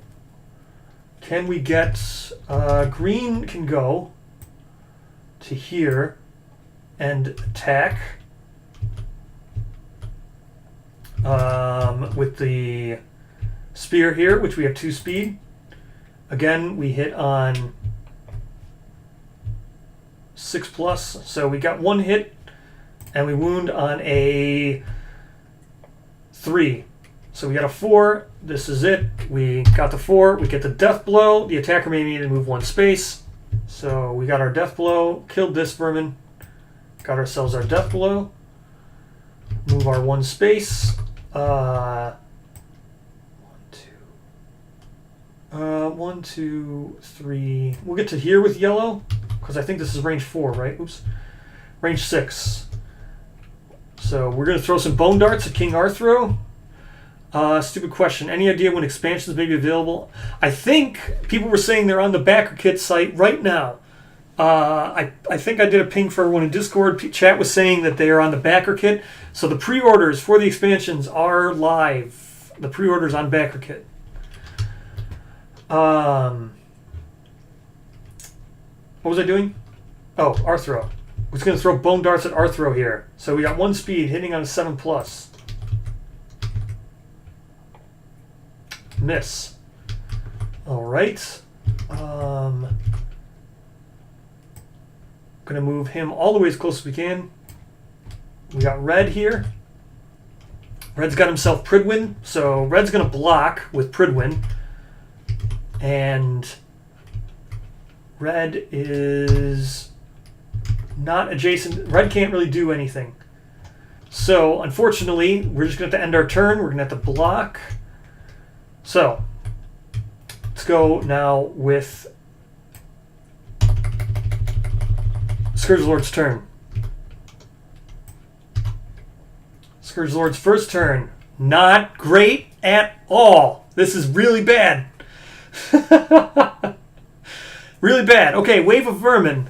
Turn so as many survivors as possible are caught in the Vermin Wave. Doesn't need to turn. We're already caught in the Vermin Wave. We could surge and dash, or we could dash, I think. We have dash, right? We have surge and dash. So we could dash out of the way of this. Oh man, this is not it. This is not good. This is a very bad one. So Wave of Vermin. Make a separate attack against each survivor in the Vermin Wave, 1 at a time. Speed 1, accuracy 3+, damage 1. Okay. Let's, that's going to be everyone. It's probably not worth dashing. So, let's make a separate attack. So against red, I think it's going to be a 5. Red needs a 5+, and this will hit. 2, so it's a miss. Yellow. 3+. That's a miss. Green's another 5. Newsletter just went out. All right, awesome. Oh, that's a hit on green. That's also a hit on blue. Okay, so these two are going to be knocked down. So it's going to do 1 damage. So let's do green first. 1 damage to the arms. Blue now. Green's knocked down. Blue's knocked down. 1 damage to the legs. Whew. Didn't I already ban this person?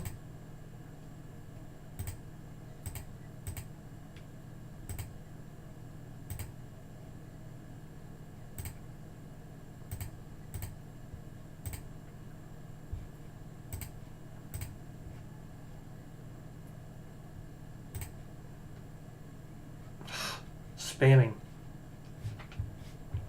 Alright. Alright, so we got a light injury. 2 people are knocked down from this card. Not great.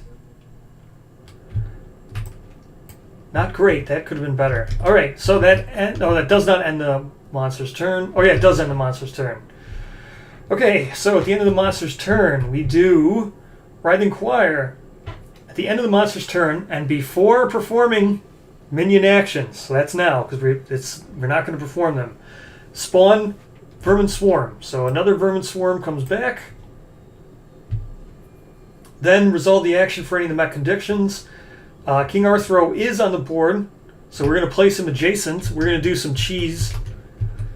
We're going to place him adjacent back here because I don't want... I mean, I'm not going to be able to fight him because I have people knocked down. So, actually, because he can stay here. This is fine where he is right here because he's going to come attack red and then red's going to block. So that's actually fine. We don't need to cheese it too much. Then resolve the action for any mech conditions. We just did. And then, alright, now, in initiative order, highest to lowest. So the Vermin Swarm goes first. So, at the end of each monster turn, perform minion actions in initiative order. So, highest to lowest is initiative 9. Closest target, or closest threat, which is going to be red. So, it's going to move here. Speed 1, accuracy 4+. And it's going to hit on a 6. So it missed. That's the end of the Vermin Swarm. Next, we've got King Arthro. Initiative 7. Closest threat in range of his movement 4, which is still red. But red has a block token. So we're going to move King Arthro up. We have... It's going to attack. 1 speed, accuracy 4+, which is going to be a 6+ on red.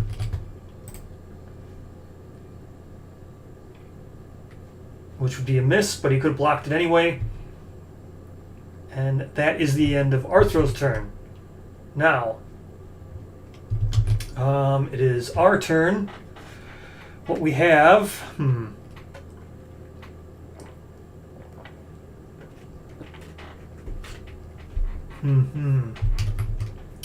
Well, I could encourage green. Probably the best to encourage green, because they got the spear. So, yellow's going to encourage green. Blue, I don't know if blue can even hit Scourgelord.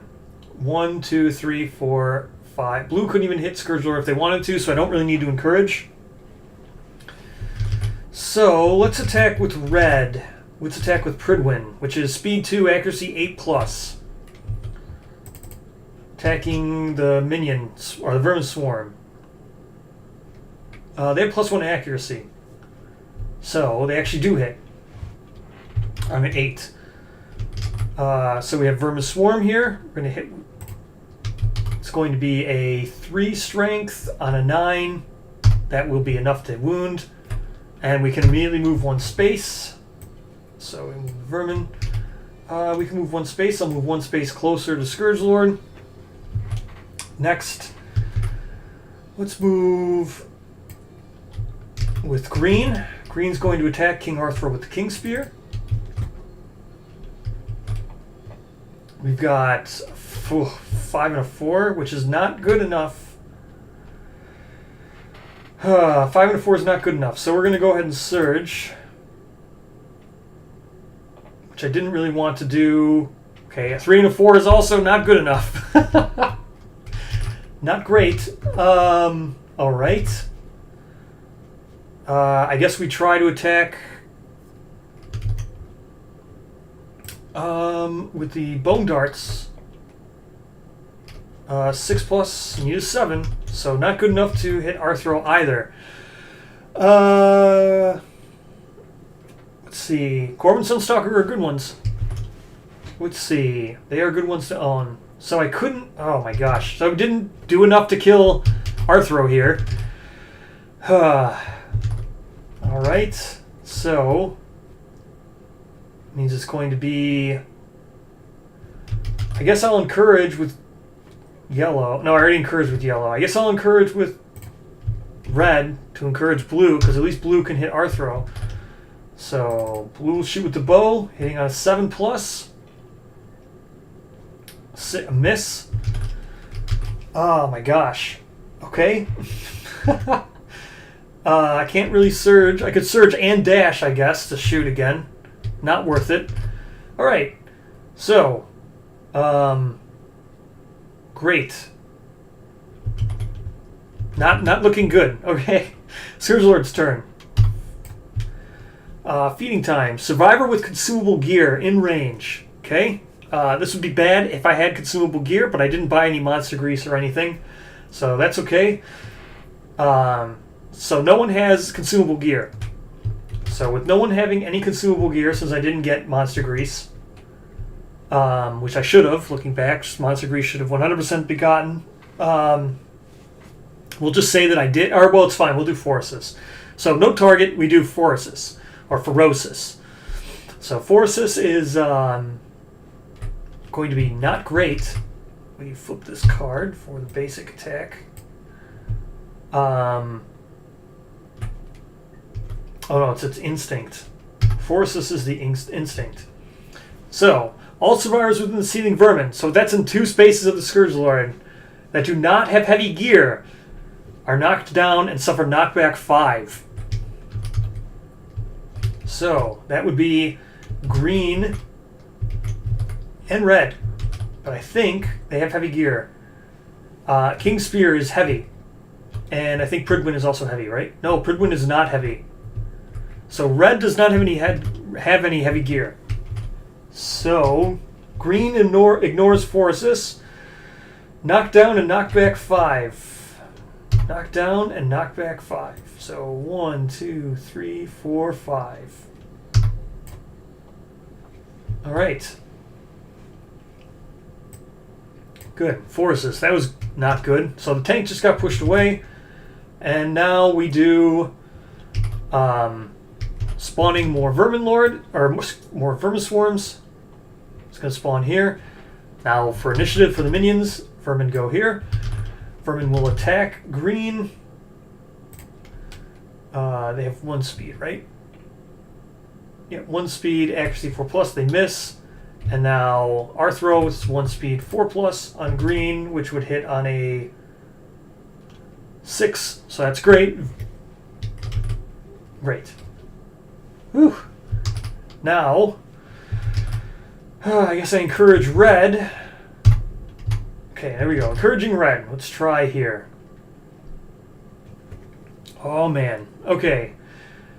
Let's go with green first. So, green has 2 speed, 6+. Come on.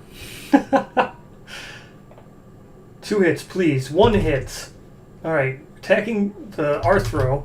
It's got 1 hit. We need 3. Arthro has a toughness of 8.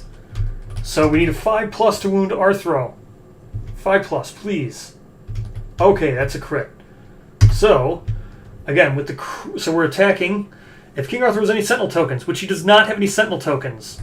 So that's great. Sentinel tokens, if you look here, Sentinel tokens have no limit.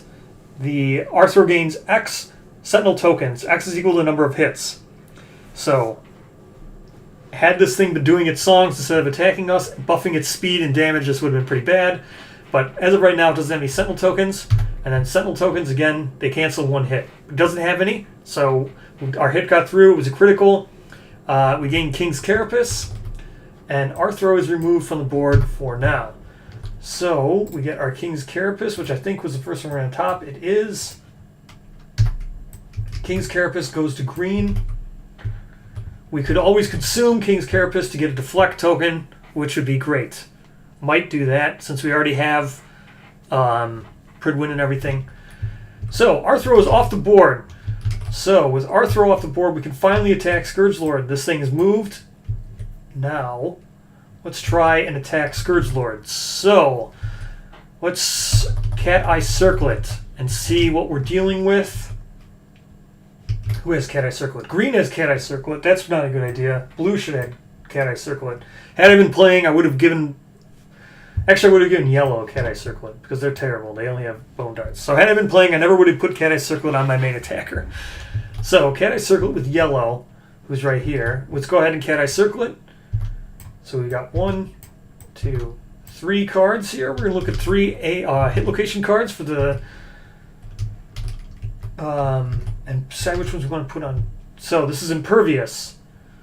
Wayward Compass. Impervious. Not great. We don't want this one on top because this isn't going to do damage. Impervious hit locations cannot be wounded. Wound or critical will not remove the AI or defeat the monster. Wound. The blow shatters the makeshift lantern. As it falls, the vermin As it falls, the vermin trapped within escapes. So this would spawn a unique monster.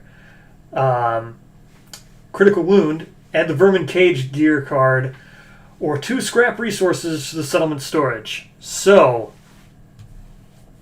I kind of think we want to spawn this monster.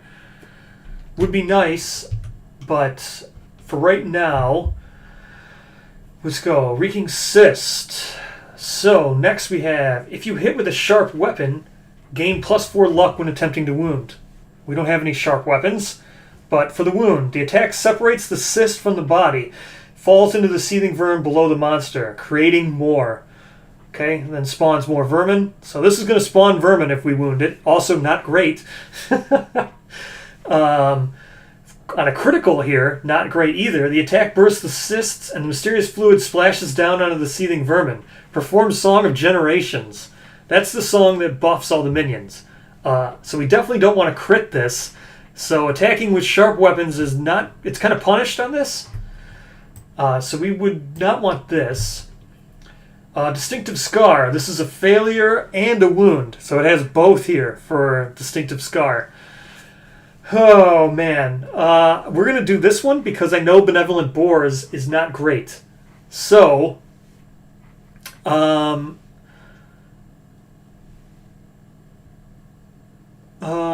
already talked about this. Anything behind the reprints being called just means update.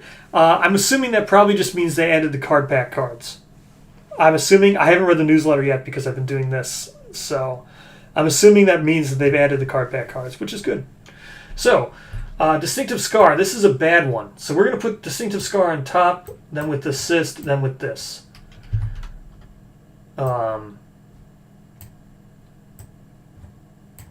Okay. So, let's see. We could surge with green. That's what we're going to do. We're surging with green to get 2 attacks onto the Scourge Lord, now that we can actually wound him because Arthro's dead. And we're going to miss twice. Alright? So we're going to dash with blue. Dashing with blue to get to here, which is 1, 2, 3, 4. We don't need to be that close. 1, 2, 3, 4, 5, 6. We're going to dash with blue. Attack twice with our catcut bow. I think a 6 will hit. 6 will not hit. So, it also sucks. Okay, let's get in range with red here. And attack with red in Pridwin on an 8+. Alright, that's 1 hit. So we know it's going to be the Boars one. So, Distinctive Scar. If the attacker's within the seething... Or, well, here let's roll and see what we got. So, what do we need to wound? Scourge Lord for level 1 has a toughness of 7. So, toughness of 7. We have strength 2 from Pridwin. So, we just need 4. Because we have 3 strength. So, 4+ will wound this.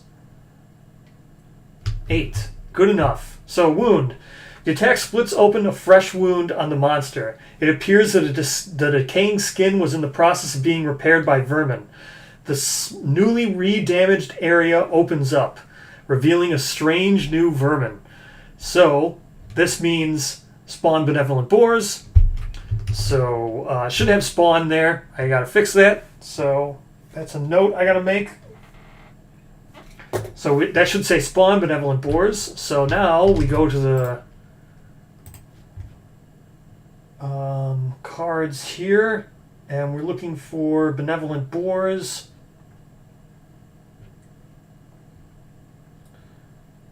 Benevolent Boars. So, when you spawn, so Benevolent Boars. Let's see, which one of these is Boars here? Gawain Boars. So, here's Benevolent Boars, who's going to spawn. We're going to spawn him over here because I kind of want to hurt him as fast as I can. There's Benevolent Boars. So, he comes out of the monster. Not great. You'll see when he gets to go. Benevolent Boars is not great. But I did wound him. Oops. I just realized these should be here.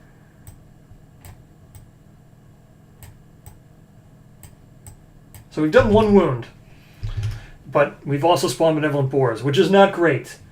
So, now it is the monster's turn. Okay, Scourge Lord's turn. Draws his AI. Dramatic Stringendo. Okay, not great here either. Last survivor to wound in range. Luckily that's Red, who's the tank anyway, because he just wounded with the shield. So last survivor to wound. And then there's a flow. The music from the monster increases in speed, building to a climax. Stir Evolution. So this is not great. Stir Evolution, because I didn't kill this thing here, right? Remember I was saying you want to make sure you kill all the vermin minions on the board, or otherwise bad things will happen? Well, I didn't kill them all. There's still one left here on the board. So, I could surge, but I've already surged with green. I've already surged with everybody. So there's no way for me to kill this minion. That's what you'd want to do in a situation right now. You would definitely want to surge and kill that minion. But we can't, so this flow is going to go by. So, last target to wound, so it's going to target Red. The music from the monster increases in speed, building to a climax. Stir Evolution. So we're going to Stir Evolution. So if you see, here's Stir Evolution over here on the Strange Vermin board. Stir Evolution. Starting from the top of the list and going down, find the first Strange Vermin currently not present on the Showdown board, which in this case, going down is Parrying Percival, which is another thing on Panzer Percival, but this one's called Parrying Percival. So you'd spawn Panzer Percival here. Remove the closest vermin minion from the Showdown board and place that strange vermin in its place. Some strange vermin have additional requirements before being spawned. This includes fighting a monster of a specific monster level and conditional requirements. Only place strange vermin that meet the requirements. If all strange vermin are present, you spawn monster level vermin swarm. Now, we don't have all these, so what that means is if Parrying Percival, Galahad, Lancelot, Gawain, and Lamorak were all on the board, then you'd spawn more Vermin Swarm. Since that's not the case, you'd check the requirements. So Parrying Percival has no existing requirements, but if you look on this board, there are some, like Loving Lancelot. Lancelot can only be spawned when it's level 2+. Gawain, 2+. Lamorak, 3+. We're fighting level 1, so the only two options we have is Parrying Percival and Goring Galahad. So first off, you start at the top of the list, which is Parrying Percival. No other requirements. So Parrying Percival is now going to replace this Vermin Swarm as the Bard has now evolved those into Parrying Percival. So let's get out Parrying Percival. Here we go, Parrying Percival here. Let's grab Parrying Percival. Here he is. Parrying Percival is replacing that minion. Here's Parrying Percival, a green giant enemy crab. So Parrying Percival is now on the board. Not great for us. This is getting out of hand quickly. All right, so that's Stir Evolution. Next, move into range and attack. That's right. This monster has range attacks. He is a bard. He attacks with his music and his songs. So move into range and attack target. It's range 5. So it's targeting Red here. It's going to move into range. What that means is you move to max range. So it's going to go 1, 2, 3, 4. I don't need to. Let's go 1, 2, 3, 4, 5. Right? 1, 2, 3, 4, 5. Because I kind of want to keep him close so I can still kind of attack him. So he's going to move into range. Now he's at range 5. You can see that on the card here. Range 5, speed 3, not great for us. Speed 3, accuracy 4+, damage 1. So at least at speed 3, accuracy 4+ is not super great because he's going to hit, or we have 2 evasion, so it's going to be accuracy 6+, but still 3 speed. We don't want him to hit. Hitting is bad. Okay, so he hit twice. Remember how I just said hitting is bad? Hitting is bad. I could dodge one of these, but it won't even matter because it's going to hit twice. So then you can see there's triggers here. So trigger on after hit, which it's going to happen. He hit twice. I can only dodge one. King Arthro was on the board. We killed King Arthro. He would have gained Sentinel tokens, but he didn't since he's dead. Then if Glamorous Guinevere is not on the board, you spawn Glamorous Guinevere and perform her minion action. Not great for us. So now it's going to spawn Glamorous Guinevere. So we go search the minion deck, find Glamorous Guinevere. is right here. We're going to spawn Gwen. Where is she? There's Gwen. So we're spawning Guinevere. Here's Guinevere. Okay, she's a spooter. Spawning Guinevere and perform minion action. So Guinevere is now going to perform her minion action. This is just not great for us. So, survivor within the seething vermin. There are no survivors within the seething vermin since he just moved away. And then closest survivor, which is yellow, I think, maybe green. 1, 2, 3, 4, 5. 1, 2, 3, 4, 5. We're going to have her attack yellow because they're both within range. So it's targeting yellow. Here's the bad thing about that. Well, it's good for us. So then you can see this trigger above here. Target is doomed if the yellow trigger had been met. If that's Loving Lancelot. So if Lancelot was on the board, this would have doomed yellow. But Lancelot, luckily, is not on the board for us, so yellow is not doomed. So, move into range and attack target. So yes, Gwen also has a range attack. Move into range. 1, 2, 3, 4, 5. So Gwen's going to go right to here to move into range of yellow. Speed 1. Accuracy 4+, 1 damage. Let's resolve the rest of this, actually. So, red's going to go ahead and take 2 damage to resolve the rest of this. 1 to the legs, 1 to the waist. 1 to legs, 1 to waist. Alright. That will do damage. Now let's do the action from Guinevere. 1 speed, 4+. Going to hit on a 5+ for yellow. Okay, that's a 5+. After hit, target gains -3 movement until the end of the next monster turn. Not great, so she gets webbed. Not great, -3 movement till the end of the monster turn. We're just not going to move with yellow, that's fine. And then, that's the end of that. That's the end of Dramatic Stringendo, which we really need to remove this card. Dramatic Stringendo is not good. It's like one of the harder basic. That's the end of Scourge Lord's turn. Next, at the end of the turn, we do Writhing Choir. So, end of the turn, before performing monster minion actions, spawn vermin. So it's going to spawn another vermin.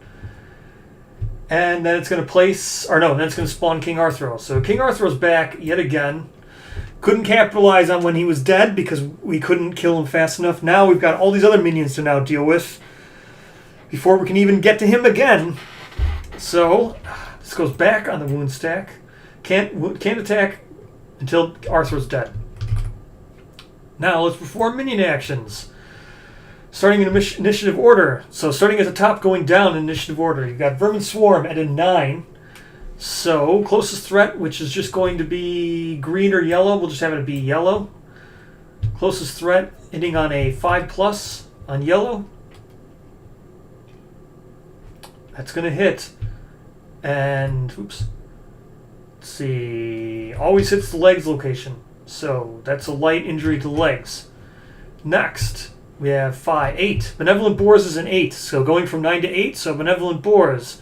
At the end of each month, all vermin swarm within the seething vermin. That's its target. All vermin swarm within the seething vermin. So luckily, this vermin swarm moved out of the seething vermin. So the seething vermin is everything 2 spaces away. So it's these two. This would have been within the seething. This is not. It's not 2 spaces away. It's 3. So luckily, the vermin swarm are not within the seething vermin. No target. Move away from all survivors. So Benevolent Boars here is going to move away from all survivors. Benevolent Boars have movement of 4. 1, 2, 3, 4. Boars is going to go up here. Then, oops, that's Percival. Roll 1d10 for each target. There were none. Alright. On a result of 3+, the vermin reform with their lord and they perform heal 1. There was no targets. Full move toward the monster. Now he's full moving towards the monster. If this minion ends its movement adjacent to the monster, remove it and perform heal 1. So, it has 4 movement. It can't get to the monster. 1, 2, 3, 4. It's not going to be able to... If it would have movement 5, it could have ended adjacent, and then it would have been bad news because it would have healed it. So, initiative, we need to kill boars as fast as possible. Otherwise, it's going to keep healing. Okay, so Boris was a 7. And, now we go down to King Arthur, which is a 7. Closest threat in range. There are no one in range. It only has movement 4. You can see no one is within range 4, which is bad for us. So, no target. It gains a Sentinel token, which again, Sentinel token is basically block or deflect. So King Arthur just basically gained another life because of deflect. He has deflect tokens now. Not good for us. He has more life. We need to kill him before we can even do damage. Next, he was 7, so now we go down to 6. Gwen's a 4. So Percival. Percival's not great that he's on the board. If King Arthur was dead, but King Arthur is on the board, target is doomed. So, closest threat in range of Percival. Here's Percival right here. It's going to be green. Closest threat in range, move and attack, speed 1, accuracy 3+, which on green will be a 5+. So accuracy 5+, 1 speed, 8.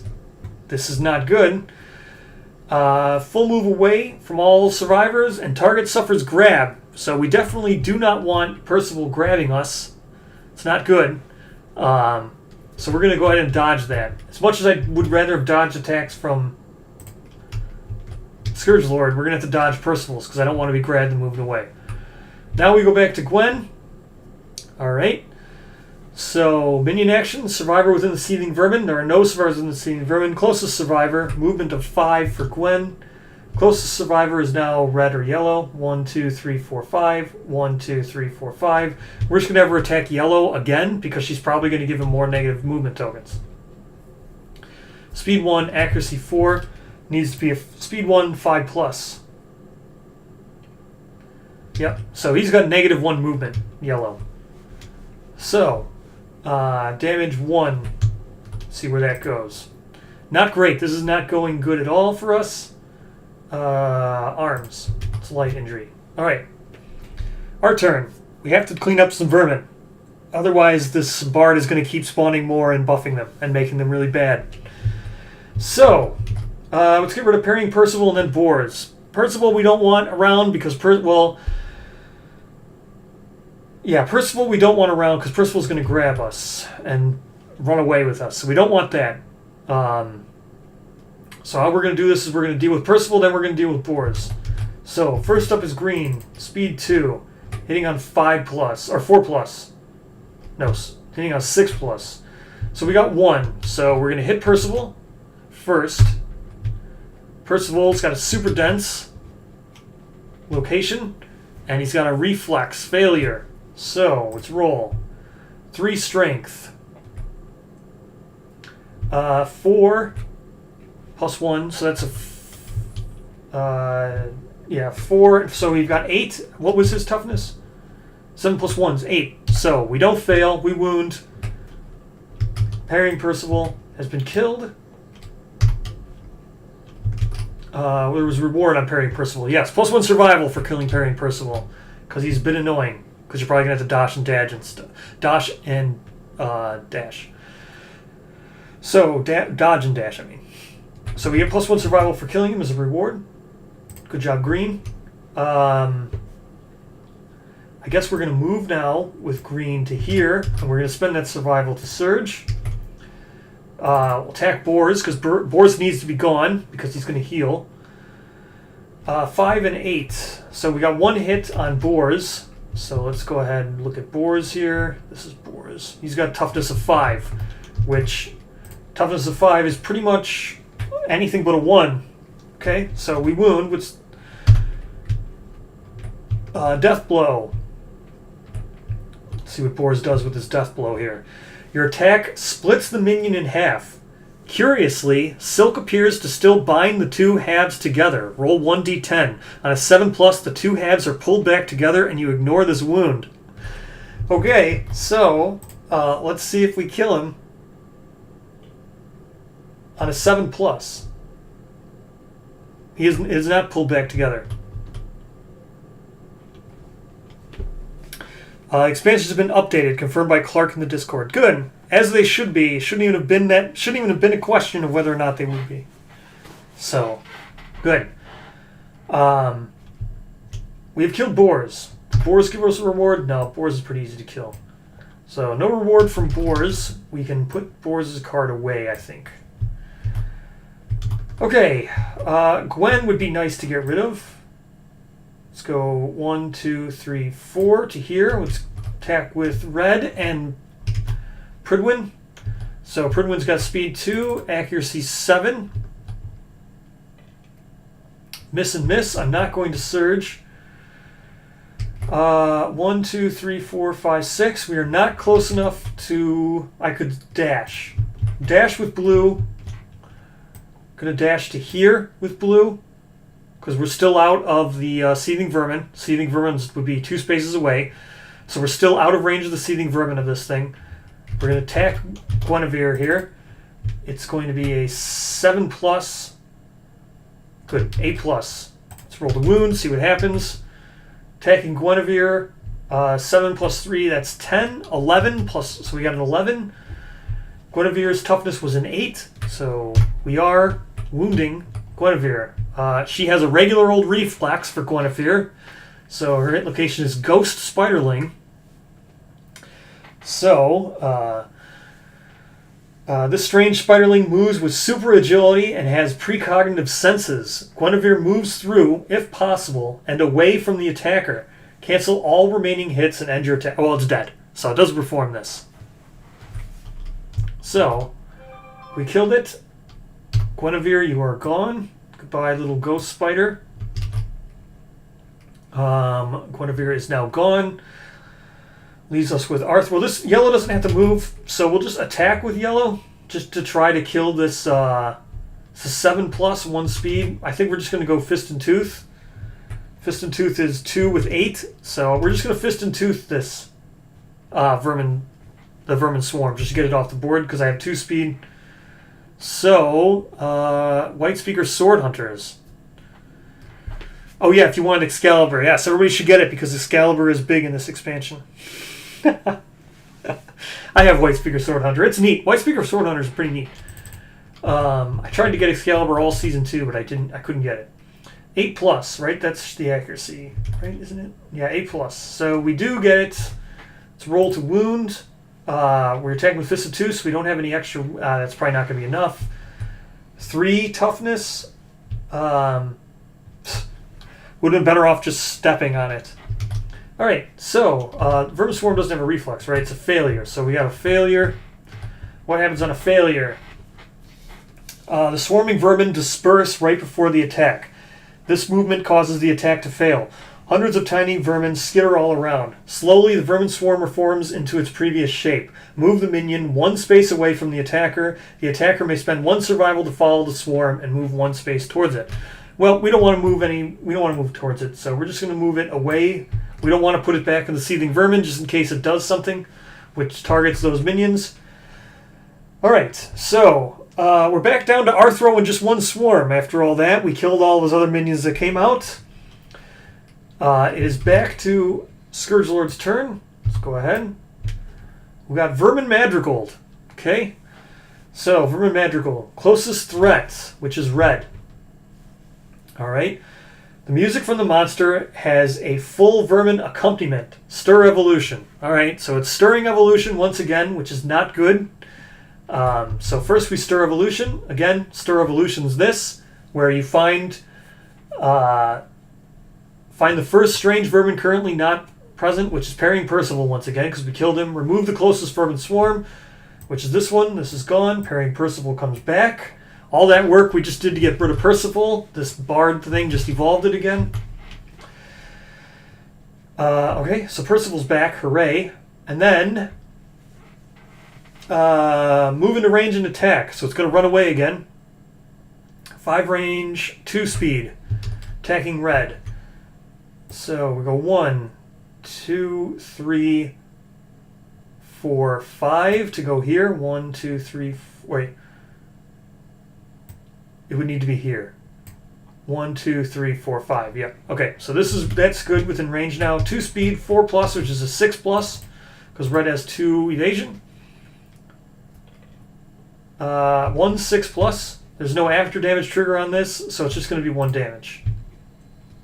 If this attack deals no damage, the monster gains a +1 accuracy token. We do not want it gaining accuracy tokens, so we're going to let this deal damage. It's going to deal 1 damage to the head location, which is fine. That's the end of that. Now we spawn Vermin, and we move Arthro. Actually, we're going to spawn Vermin here. We're going to move Arthro. And now Vermin minions go once again. So this is why the thing only has 7 life, because the real fight here is with these minions, and it can get out of hand. So, back to fighting minions. Here we go. This thing, Vermin Swarm, starts top of initiative. Movement 4. 1, 2, 3, 4. Comes over here, attacks yellow. Hits on a 5+, so that's going to hit. Always hits the legs. It's going to be a heavy injury. Knocks down yellow. Next, Percival, right? Percival's initiative 5. So next is Arthro.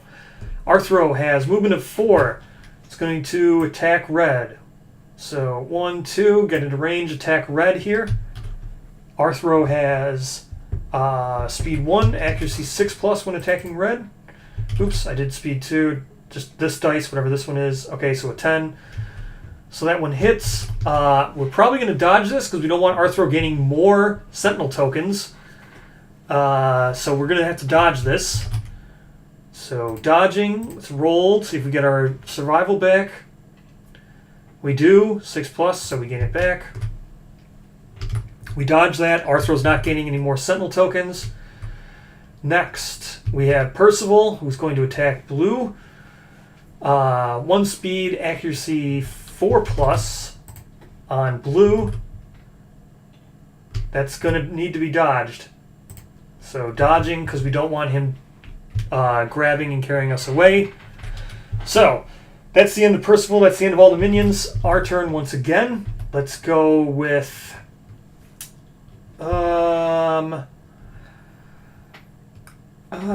man, do we dash with blue? Yeah, we're gonna dash with blue. Or I guess no, we don't need to dash with blue. We'll just shoot from here. So we're gonna target Percival first with our bow. It's gonna be 2 speed on a 7+. Wow, that's double perfect hit. So it's a double perfect hit because we have Focus Flurry, you can attack multiple things in range. So we've got 2 hits. We're going to do them one at a time. When attacking minion-type monsters, roll hits to normal, which we just did. We scored 2. Then resolve wound attempts one at a time. So our first wound attempt we're going to resolve against Percival. Starting with your target. You may resolve further wound attempts against other minions in range. So here we go. Percival, resolving this first. Let's hope we kill it. Probably going to kill it. 7 + 4, that's 11. Percival had 8, so it's dead. It's not a failure. Percival is dead. We gain 1 survival from killing Percival. Again, 1 survival. Again, that's because you had to dodge and do all this stuff all the time. There we go. We do this. We gain this back. Percival is now dead. Now, because we still had 1 attack left, because we rolled 2 perfect hits, we can now switch the second hit with Focus Flurry. May resolve further wound attempts against other minions in range. So King Arthro is in range. We're going to resolve that wound attempt. We don't even need to really roll because I know what happens with what's his name here, with Arthro. So Arthro's got himself a Sentinel token. So right away, if King Arthro has any Sentinel tokens, cancel 1 hit. So it's just going to cancel this hit, and the Sentinel token's gone. So there we go. Sentinel token gone. Arthro's still alive. Let's go attack with red. With Pridwin. 2 speed, 8+. Just need a hit, I hope. No hits. Man. Do I want to surge against Arthro? I mean, it would be nice to surge against Arthro, but 1, 2, 3, 4, 5. We'll get to here. We will attack with King Spear. 2 speed, attacking Arthro. Need to kill him. There, we got 1 hit. Let's roll the wound. It's going to be 4, 8. Is that enough to hit Arthro? 8 might not be enough. 8's exactly enough to hit Arthro.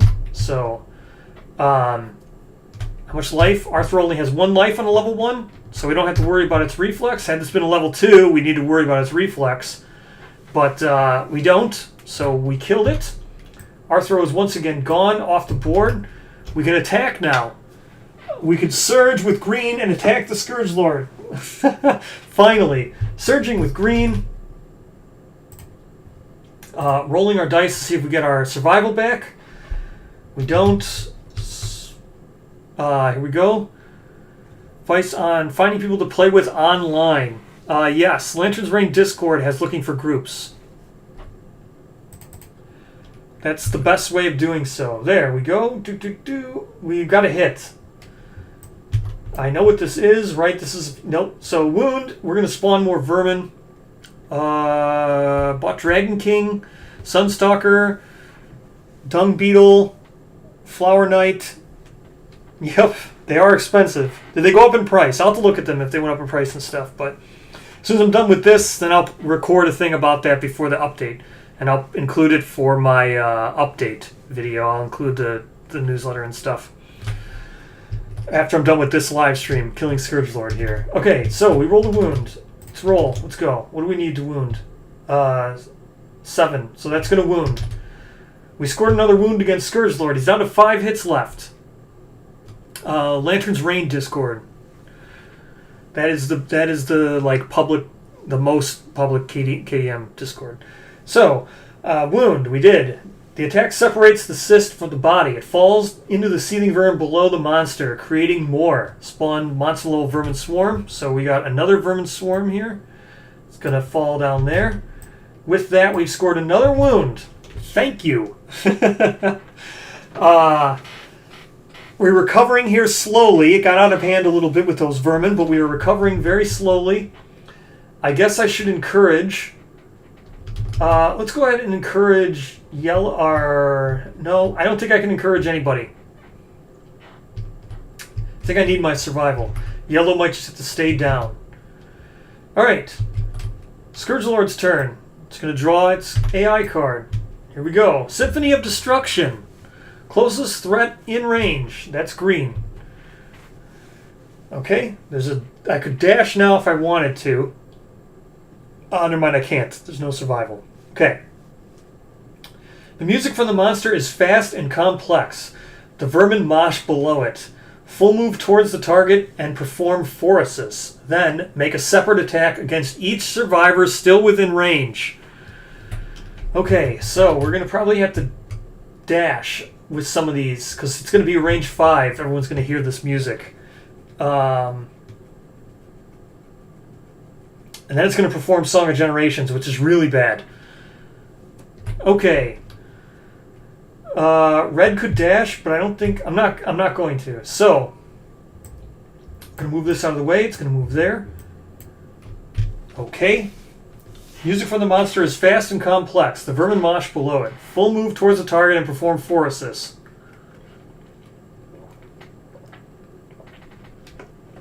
Okay, Phoresis is bad. Especially since it doesn't affect green.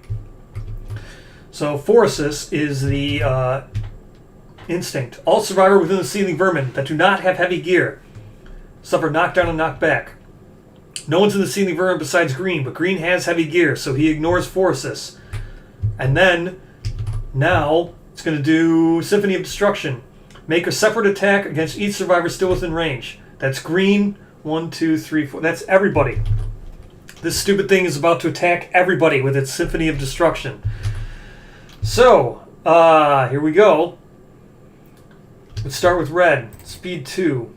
Hitting on 6. So it misses. 2 speed hitting on 5 against yellow. That's 1 hit for 1 damage. Legs, of course it's legs. That's going to be a severe injury on legs. Let's roll. Is a 4 severe injury bad? Dismembered leg. You lose a leg. Suffer -2 permanent movement. And can no longer dash. Okay. Gains a bleed token. -2 movement. Bleed token. That's fine. Yeah, no Dark Herald update yet. I'm thinking it will come late in the day. But until then, I'll record a video when it updates. But until then, we have this to do. So, Symphony of Destruction, not super great. Let's see. Next we have. Or no, that we still have to do 2 more. Okay, so this is sitting on again 5+. Then we got to do Song of Generations. Ooh, that's 2 hits to green. Leg, body. See what we got here for blue. Those are 2 misses. Okay, now we do Song of Generations. Song of Generations is here. The monster's music propels rapid evolution within the vermin swarms. Stir Evolution. Okay, so we already know what Stir Evolution is. That's going to replace this vermin with Percival. Once again, Percival will come back. Then all minion profiles gain the benefit of X. So all minions gain +1 speed and -1 luck. So now we crit all these things on 9s now. But they all have +1 speed, which is not good. Where's speed? Evasion, luck, movement, toughness, speed. So they're all going to get +1 speed. All minions. That's not great. And that's the end of Song of Generations. Alright. Writhing Crier. Spawn another minion. King Arthur comes back.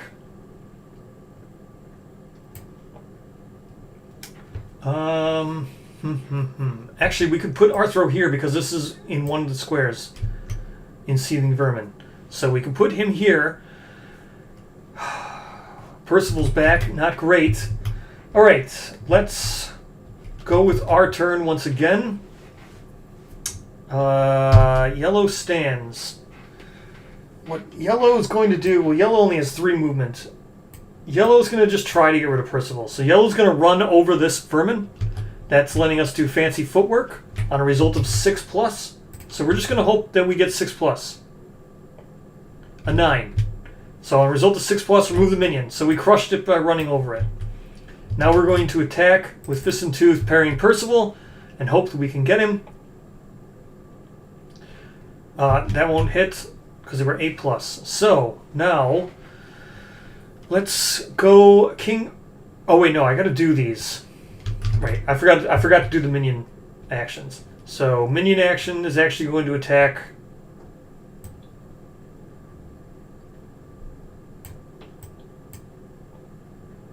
So I was here.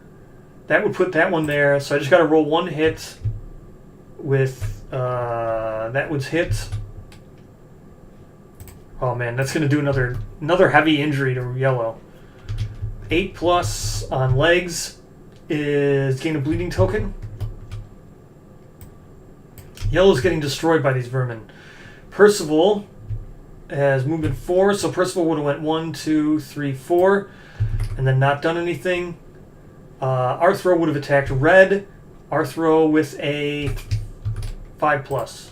So 6. Yeah, I should name him Stumpy. 6. That actually hits. We're going to have to dodge that because I don't want him gaining any. We re-rolls. See, 6+, we get our survival back, so we do. I don't want him getting any more sentinel tokens. Okay, so that works. And then what we would have done is this. So we roll 1 more, another 6, or was it 7+? 6+. So we actually squished both these vermin with yellow and then missed with on Percival. So now red is attacking with Pridwin on Arthro. 1 hit, right? Yes, 1 hit, thankfully. And then we roll. It's going to be a 4, 7. Oh no, Arthro has an 8 toughness, so we miss. So, reflex. Doesn't matter right now. King Arthur kneels in the direction of the attack, using its carapace like a shield. For the rest of the attack, King Arthur gains +2 toughness, which is fine for now, because we missed anyway. So, we failed to wound anyway. I guess we surge.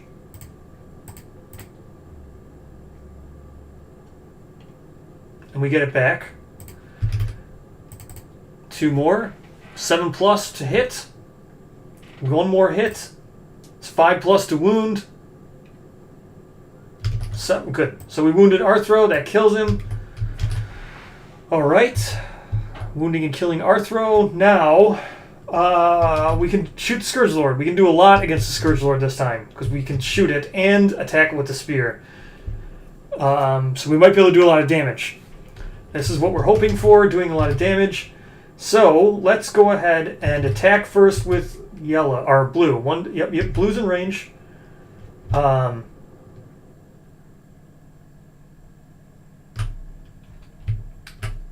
is fine, so we'll just go 7+. 2 and a 3, not good. Okay, now we go with green to 6+. 1 hit at least. We know what this is. This is the impervious one. See if we can wound. 4, 7, 8. I think 8 wounds, right? 8 wounds. Scourge Lord. 8 does wound. So this is impervious. We're not going to do a wound, but we're going to spawn Tranquil Tristan. So, spawning Tranquil Tristan is another minion. Let's go get... where's Tristran?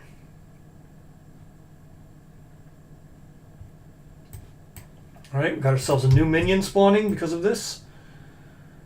So we'll put Tristran here. Where's Tristran? Tranquil Tristran. He'll spawn here.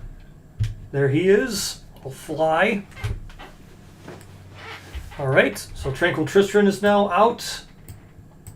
Put his card here.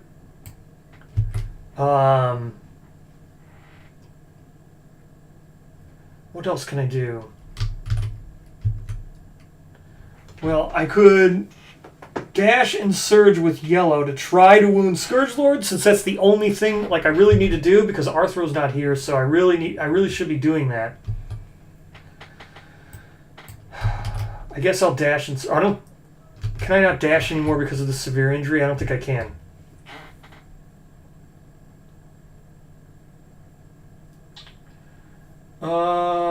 Is 8. No, I can still dash. Okay, so I'm going to dash and surge with yellow to get to here and attack. 8 and 9, that's 2 hits. It's 1, 2. Okay. Its wound is going to do Song of Generations, which is not good, and that's a very bad wound. And this one is going to spawn Kinetic K, which is also not good. Okay, here we go. Attempting to wound. I need like a 6. A 9 is a critical. So, because I was fist and toothing, 9's actually a critical. So, the monster drops the instrument it was carrying. During the aftermath, add +2 to your roll result. Now resolved wound reaction. Okay. So during the aftermath, we get +2. This is persistent injury. Stays in play. And now resolved wound reaction. The attack disrupts the monster's ability to create music. If the monster would perform Song of Generations during this attack, cancel it. This one does not cause... Oh, it does. So now see this wound? This wound does perform Song of Generations, but because we have that persistent injury, it won't resolve Song of Generations, because during this attack, it dropped its instrument. So, let's hope we can wound now again. So that's 1 wound. Oh, Arthro's gone, so we can wound 1. There we go. Second wound attempt. We need a 7 or a 9. 7 is a wound. 7's a wound, yep. 7 toughness, yep. 7's another wound. So on this, the wound... If the attacker has the formication disorder, cancel this reaction. We do not have formication. Seeing this is deeply disturbed... Oh yeah, so it's going to spawn. So if Kinetic K is not on the board, you spawn monster level 2+. We don't have to worry about Kinetic K because he's a 2+ minion. Monster level 2+. So we ignore that. The monster stares blankly in the direction of the attacker. Turn to face the attacker. Slowly, the monster's head tilts upward and its neck expands slightly. Violently, the head snaps back to focus on the attacker as the jaw is unhinged. Vermin begin to crawl out of its mouth and under the monster's tattered clothing. The attacker gains monster level insanity. So yellow gains 1 insanity. Good job. And now we did the wound. If the attacker has formication, which we do not have formication, seeing this is deeply disturbing. Cancel all remaining hits and end the attack. The attacker is knocked down and then performs Song of Generations. It's not going to perform Song of Generations because we have that thing that canceled it. This canceled it. Yep. Attack disrupts the monster's ability to create music. If the monster would perform Song of Generations, attack. So we just got really good, did 2 wounds. We don't have to worry about Song of Generations, which is great because the Song of Generations would have made everything get +2 toughness. Oops. So we did another wound. It's down to 4 cards left. So 5 wounds. It's half dead. Or a little less than half dead. We have 5 wounds left. Alright. So that did that. That got Arthur off the board. That's the end of the survivor's turn. Back to the monster's turn. Monster draws its card. Wave of Vermin, which is really bad. Turns so as many monsters as possible are caught in the wave. It's going to be turned like this. It's going to get everyone. Make a separate attack against each survivor in the Vermin wave, 1 at a time. Okay. So that's going to be everybody. 1 speed. So bloop, bloop. 6+. Miss. That hits yellow. 1 damage. Knockdown. 1 damage to the body. 6+ here. For green, that's going to be 1 hit. It's a miss. So green gets hit and bashed. 1 of the legs bashed. Alright. That's the end of that card. Now we spawn Vermin Swarm, which is going to spawn here. Spawning Arthro, which will put it back here. And now we do Vermin in initiative order. So, starting with the Swarm, it's going to attack yellow. Swarm hits on a... was it 4+? That's definitely a hit. Yellow's having a bad day because he keeps getting attacked by these Swarm and keeps getting a 5 on Hamstrung, gain a bleeding token. Yellow's having a bad day. Super bad day. I don't understand all these.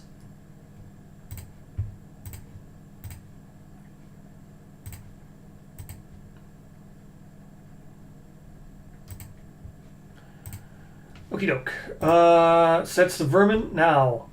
Vermin Swarm was a 9. I think Tranquil Tristran's also a 9. Yep, Tranquil Tristran's also a 9, so he goes now. All non-blind survivors. So that's going to be everyone. All non-blind survivors. Move away from all survivors. Okie doke. How much movement does he have? Tranquil Tristran has movement 5. 1, 2, 3, 4, 5. Roll 1d10 for each target, which is everyone. On roll to 6+, they suffer brain damage and are knocked down.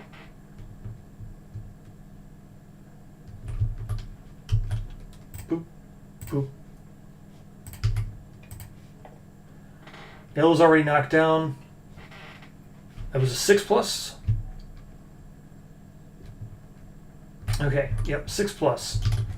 So, suffer 1 brain damage. Green's knocked down.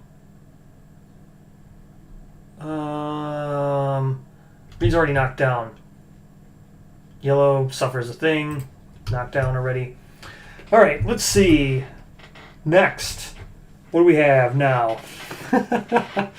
So, Arthro, right?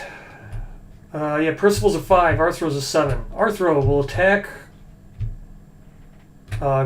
red. Arthro is speed 1, 4+. So 6+ when attacking red. 2 is a miss.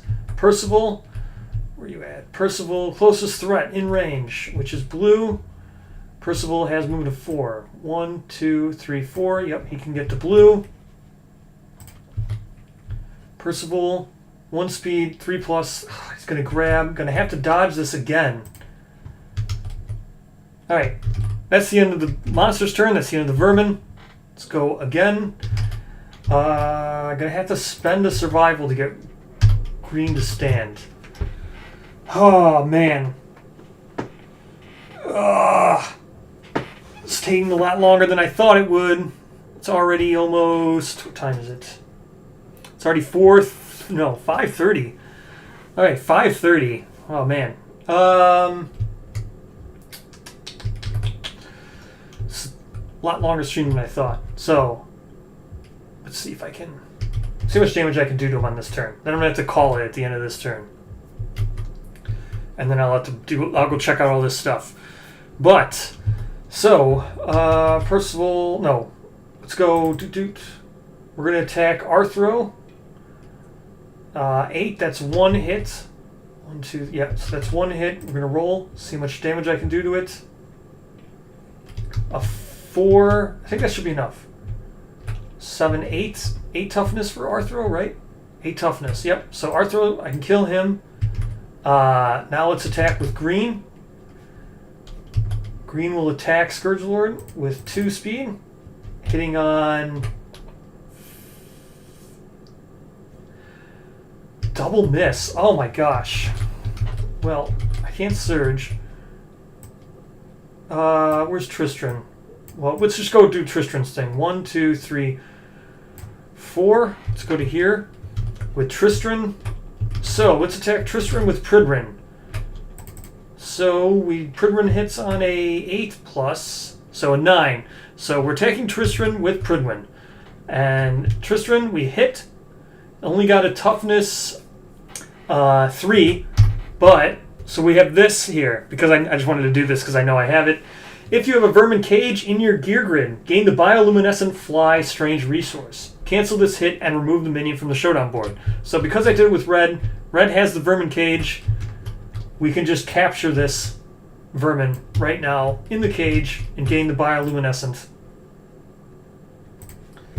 Where's bioluminescent fly? Here we go. Bioluminescent fly. I'm going to go ahead and gain this. So there's the vermin. We just gained this. We can archive this to gain +1 accuracy, which would be great because we're having trouble hitting. But I'd want to keep this just because then I could go to the Lady of the Lake with it. So that's because I had the vermin cage. I knew with the vermin cage I'd be able to go over and capture Tristram. So Percival's going to be a pain. I don't have enough. Man, he only has 4 life left. If I could, I just can't roll good. I am not rolling good at all right now. I miss with green every single time.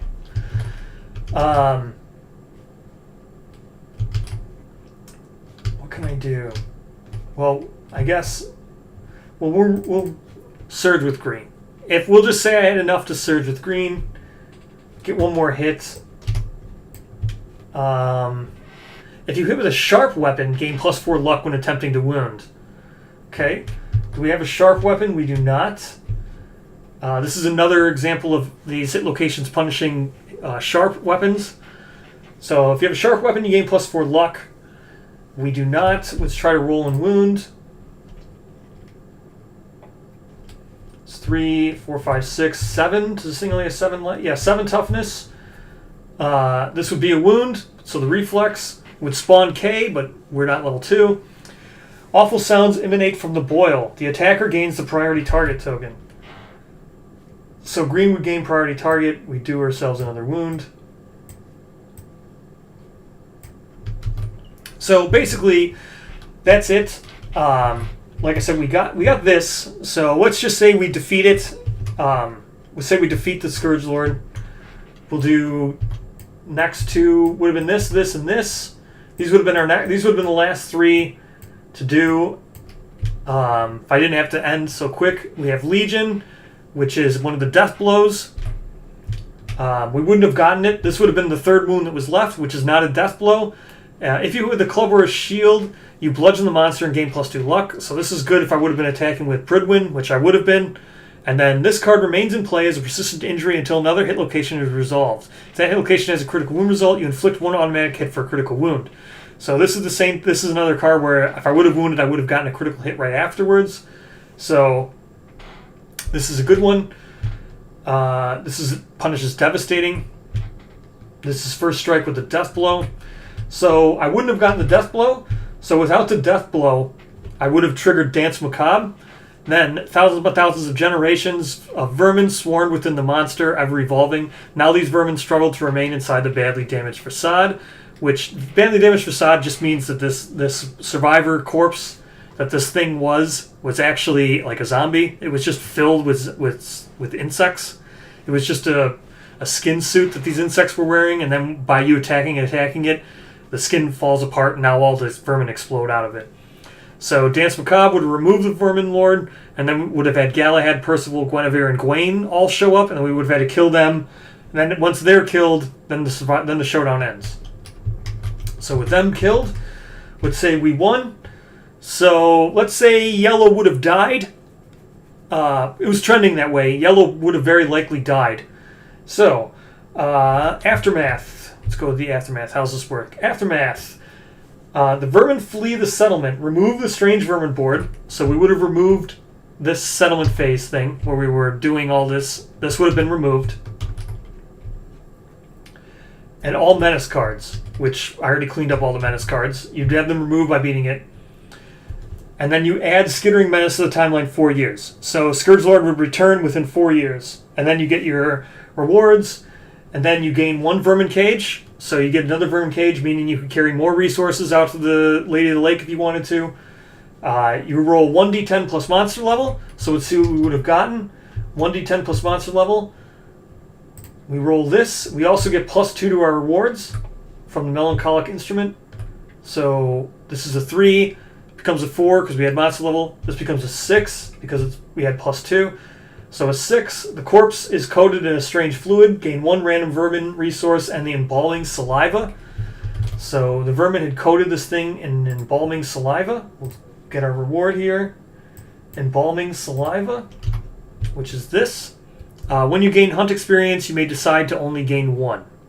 That's what embalming saliva does. Then, if a survivor died, we'll just say Yellow would have died.